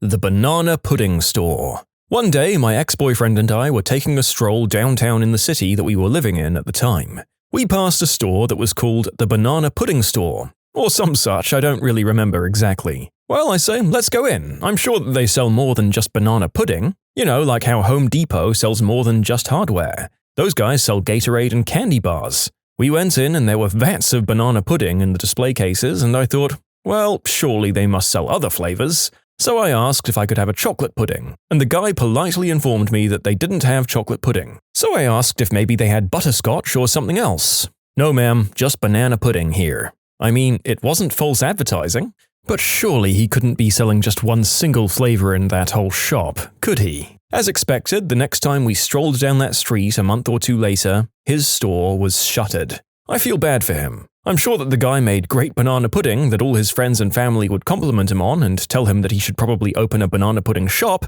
because it was so good, right? But I don't think they literally meant that. Yeah, this sounds like an idea for a business you have when you're 12 and realize of your own accord that it might not be that great of an idea or just never get around to it. Why did nobody stop him? I kind of feel bad for the guy. Maybe try selling your niche product online first there, pal? Oh god, my friend that tried to grow green herb in the woods. It ended up working like a charm. He had so much green herb he could barely pick it all. Filled multiple garbage bags with it. Loaded the bags into his car. Then, well, he didn't research properly and just let it sit. He tried to smoke some of it after it got damp, but as you can guess, it just wasn't burning. A few days later, it was covered in hot mold, and the car smelled like a planet-sized skunk had exploded inside it. My schoolmate at high school wanted to be a club manager. He organized a concert where he invited a kind of famous foreign band to the local club. He paid so much money for them just to arrive and their expenses at the bar. In the end, about 20 people showed up, half of them were his friends. Fortunately, he had a rich dad, so his dad paid for that and life went on. The guy started selling art the next day. No need to say he failed miserably again. In about 2005, my friend's dad tried to start an arcade. In a small town, quite a long walk away from a school using beat-up second-hand machines. To get there from school, you'd have to walk by an established, larger arcade that also sold food. For some context, I live in Las Vegas. When I was in my 20s, I was hired by a man who wanted to build MySpace for exotic dancers. His goal was for the men on the site to pay him to follow their favorite exotic dancers and know what clubs they were dancing at and when. He shut the project down after months of paying me when he found out that no exotic dancers would sign up for it. One of the younger dudes in my karate class was going to start a handyman business. 24 hours, anything needing to be done, anywhere in our district. Sounds good. You gonna get a loan and buy a used truck and get some tools? And you never have talk time on your phone, so you'll get a landline? This is 2006, so that wasn't super outlandish. No, I'll go on my bicycle and I'll just use the tools they have, and they can email me when they need service. Right, because when I have water spraying out of my geyser through the ceiling at 3 a.m., I'm going to email a guy on a bicycle to come and fix it using all the tools and ladder that I don't own.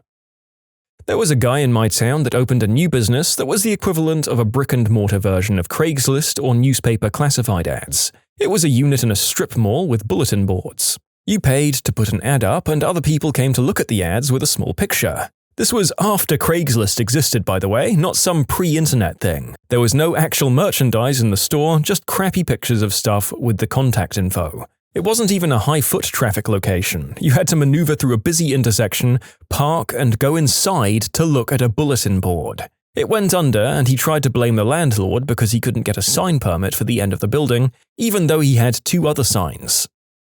When I was in high school, one of my friends wanted to start a little coffee/hot chocolate stand with a cuddle corner and free hugs for anyone who wants them.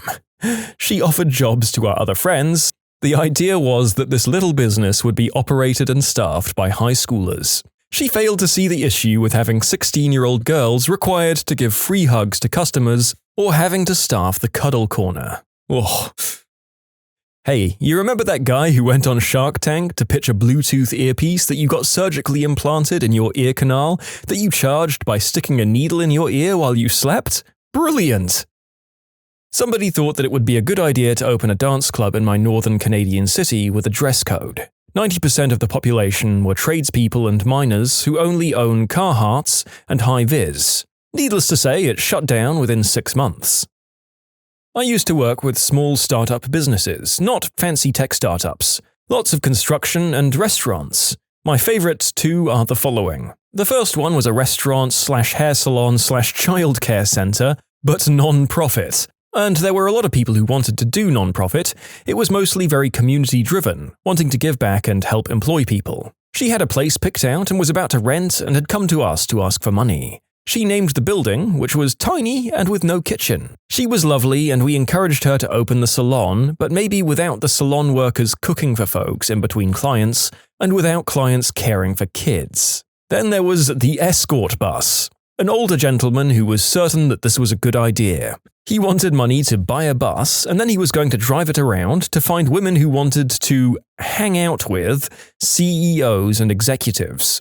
Then during the lunch hour, he was very insistent about the lunch hour part. He'd take it to the downtown business core and park it in front of the large business HQs, and the gentleman who worked there would pay to come party on the bus. But you see, they'd just be paying a fee to hang out on the bus, so it's not like the girls were being paid for doing the deed, so it's totally legal, right? He'd already bought the bus, and it was an old school bus. We didn't fund his endeavor. I'm trying to picture the guy who had this business idea, and all I'm seeing is Danny DeVito's character from Always Sunny in Philadelphia. This is a grade A Frank Reynolds idea, right down to the likely broken down and unsanitary school bus. I love it. An old local pub legend, friend of mine, won $400K in British pounds, which is about $500,000 on the lottery. So he decided to buy 2 tanning salons opposite each other, thinking he had an instant monopoly. But the problem came when he started getting them to compete with one another. The managers at each salon began a pricing war, and he was broke in 6 months. The top for me has got to be a client of a design firm that I used to work at. He was a trucker, his wife was a trucker, he wanted to make a sanitary pad that wouldn't need to be changed. Imagine a pad with a little line running down to a micro vacuum strapped to your leg, exhausting into another leg bag. Basically, a pad that sucks the juices into a bag you can chuck in the trash later. Now, I know this sounds a bit like the Pure Wick, but the challenge this one would have to solve was passing chunky menstrual blood. Ladies, you know what's up, through a tiny tube. If you're wondering how they solved it, they didn't. Also, here's another good one. One client wanted a vape that just blew green herb smoke into the air for the purpose of hotboxing his car. He had money, so hey. One of the engineers designed a little turbine, like a small turbocharger the size of a cherry. Damn if it didn't work way too well. But the high-pitched, screeching noise that turbine made, sheesh. A lady opened a southern soul food buffet in my city. It was incredible. Amazing food. On some days. It was a buffet with a rotating menu depending on the day of the week, and those days were not equal to each other. So what happened was people would go on an off day, be unimpressed, not come back, or come on one of the better days, love it, and come back on an off day, then never come back. I was so disappointed. I'd donate towards reopening that restaurant, but with only the optimal menu every day. That woman has serious culinary talent. We have a small-time theme park in my state called Evermore, and they thought it would be a good idea to try and sue Taylor Swift over her album of the same name. They probably thought it would be a great publicity stunt where they'd get into national papers, and Swift would just give them a couple of grand to go away. In my college town, there was a cereal restaurant. Why make a bowl of cereal at home when you can pay $5 for someone else to do it? Not surprisingly, it closed down soon after opening. There was a bar that opened in my city and their entrance was hidden. They did a news story and they refused to tell the paper where it was actually located. To everyone's complete surprise, they only stayed open for a couple of weeks. The last hidden bar I went to had someone standing outside in the hidden entrance, and if you looked confused enough, they'd walk up to you and go, "You looking for the hidden bar?" and open the door for you. The venue at least had signs and they're listed on the webpage. In my country, there was a guy who used to sell wood. Get your minds out of the gutters. The problem is, he didn't have any of it. Get your minds out. So he'd ask for payment and then not give the product afterwards, hoping that procrastination and time would make the problem go away. He did 4 years in jail. I mean, wood jokes aside, that's just stealing. Yeah, well, he thought he was very smart. In addition, he'd make web lectures on marketing and how to be a successful businessman. He soon became a meme in the whole country. You can submit your own stories to be featured here on the channel. The story submission link is in the description below. And if you want to listen to some vibey music in the background, check out easymode, also linked below, and subscribe. My father-in-law drove 18 hours down to Florida to catch shrimp, filled his tiny car with tons of the shrimp, and drove back. It took days to seal the shrimp that hadn't gone bad, only to sell a few bags to some friends. The car smelled like seafood for years. In 2011, we had the Norwegian butter crisis in Norway. The shortage caused soaring prices and stores' stocks of butter ran out within minutes of delivery. A pack of butter would sell for between $40 to $200 on the black market. A friend of mine got the idea to drive over to the neighboring country, Sweden, to buy butter and sell it here in Norway. The problem was that you could only carry 100 packets of butter across the Norwegian border. So he made a deal with our local nursing home. He rented a bus and took 20 elderly people on a road trip to Sweden in exchange for receiving the butter quota. The next day, the butter crisis suddenly resolved, and he was left with 2,000 packets of butter he couldn't sell. He still got his basement full of butter. I swear to God, half of these just sound like Always Sunny plots. I really just thought that show was about hilarious East Coast white trash that couldn't survive in real life. Turns out it's a goddamn documentary about self-starters the world over. Thanks for submitting your story on It's Always Sunny in the Nordic countries. A small family bar and restaurant that I worked for back in high school, which was bought by a local couple. He was a retired insurance company exec of some kind that played golf all day, and she was a stuck-up witch of a woman that had never worked a day in her life and who looked down on all of the restaurant's employees as some kind of uneducated lower life form. The place was located in a small town, and the clientele were mostly local farmers taking their families out in the evenings, factory workers at lunchtime, and on Sunday mornings retired elderly people on fixed incomes who would mob the place after church. The restaurant up to that point was profitable. I'm sure they liked the financials they saw on paper, or they wouldn't have invested in it. However, once they took over, they decided to, quote, improve it. There was one elderly couple in their 90s who'd been coming in every Sunday morning for years who had no teeth. They always ordered the same thing: 2 hot roast beef sandwiches with mashed potatoes and extra gravy, run through a blender, served in a bowl so they could eat it with a spoon. We were now forbidden to do that since the new owner thought it looked gross and didn't fit the image of their fine dining establishment, so the couple stopped coming in as they couldn't eat roast beef any other way. Beer was no longer served in bottles at the tables. If you wanted beer in the bottle, you had to go sit at the bar. At the table, it was poured into a glass before being served. Some people really didn't like that new rule and stopped coming in. There were plenty of other bars in the area to grab a burger at. The first thing the owners did was put an end to overtime pay. The staff consisted of about a dozen older, long-term employees that mostly lived nearby and walked to work because they couldn't afford cars. These people worked their tails off, some of them 7 days a week, for about minimum wage just to be able to afford their rent and groceries. Once they were told that they could no longer work 50 or 60 hours a week to make the maybe $25 a week in overtime, most of them had no choice but to quit and go find some place where they could make enough to survive. Pay them a little more?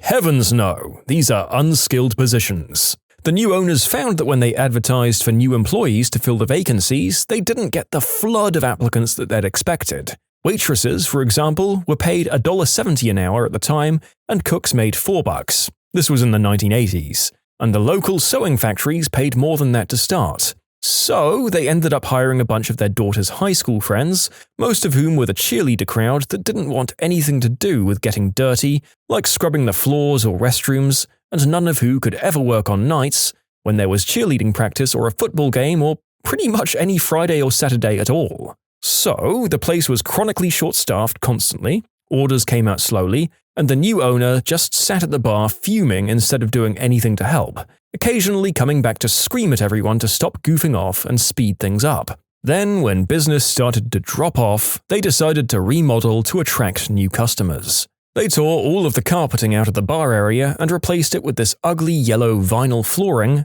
so the working man can come in and feel at home.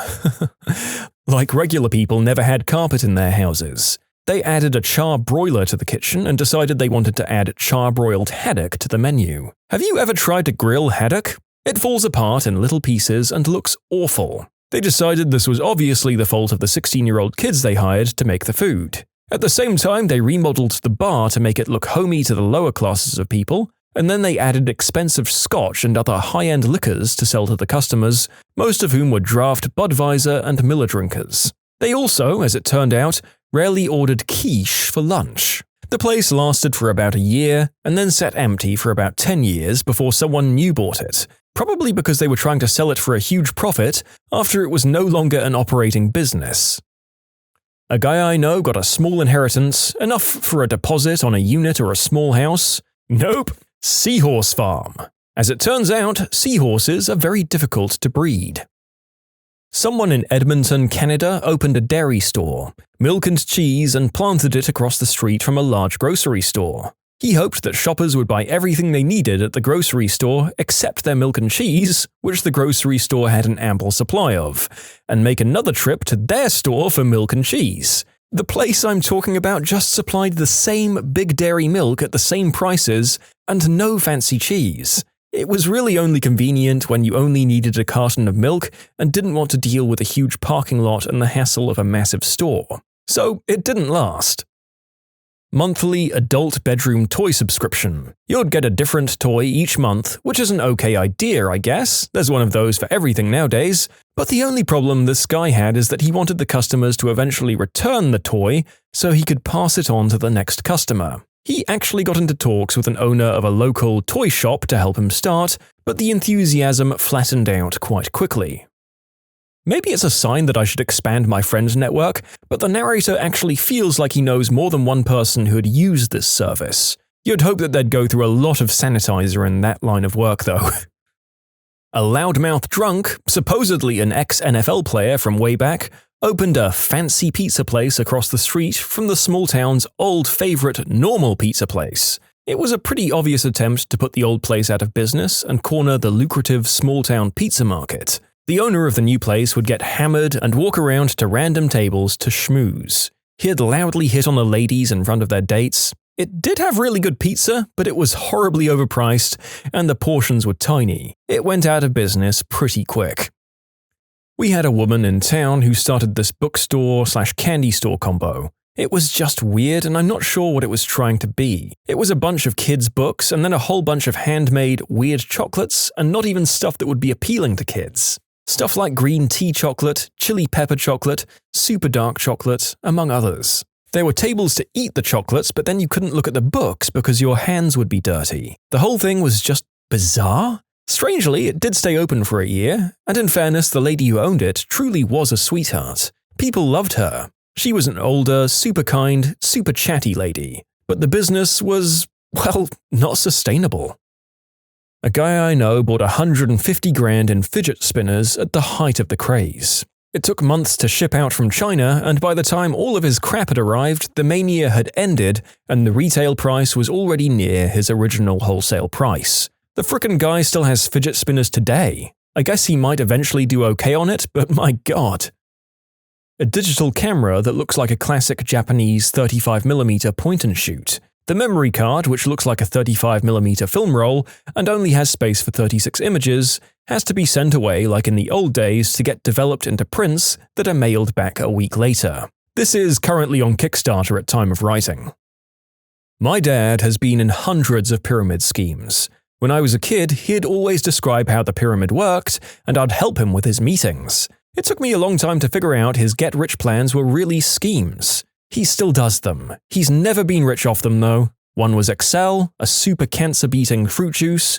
Then you give me $5,000, then you get 5 people to give you $5,000, then they get their own people to give $5,000. A specialty chocolate shop. It only sold the exact same standard candy bars as any supermarket, but with less range and at 4 times the price. I asked the manager if he had Lindt chocolate balls, an upmarket but well-known product, and he said, "What are those?" Also, there was a supermarket 2 doors down.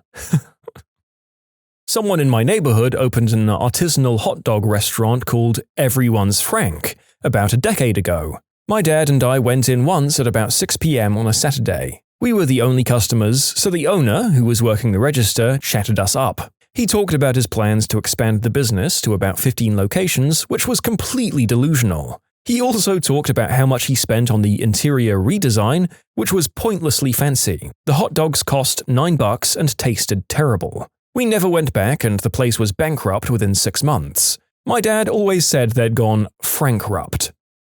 I have a friend whose family has gotten involved in multiple pyramid schemes, and every single time they get into a new pyramid scheme, they claim it's not a pyramid scheme. No, you don't get it. I am the boss. Once I produce 5 clients for my mentor, then I get to keep all my new clients, and they have to get me 5 new clients each. It's people helping people. When you subscribe, make sure to hit the bell to turn on notifications. Put the playlist on in the background to finish listening to all the stories, or if you want some vibey music to put on in the background, check out easymode. If you like Am I the Genius, give Am I the Jerk a shot. Everything linked in the description.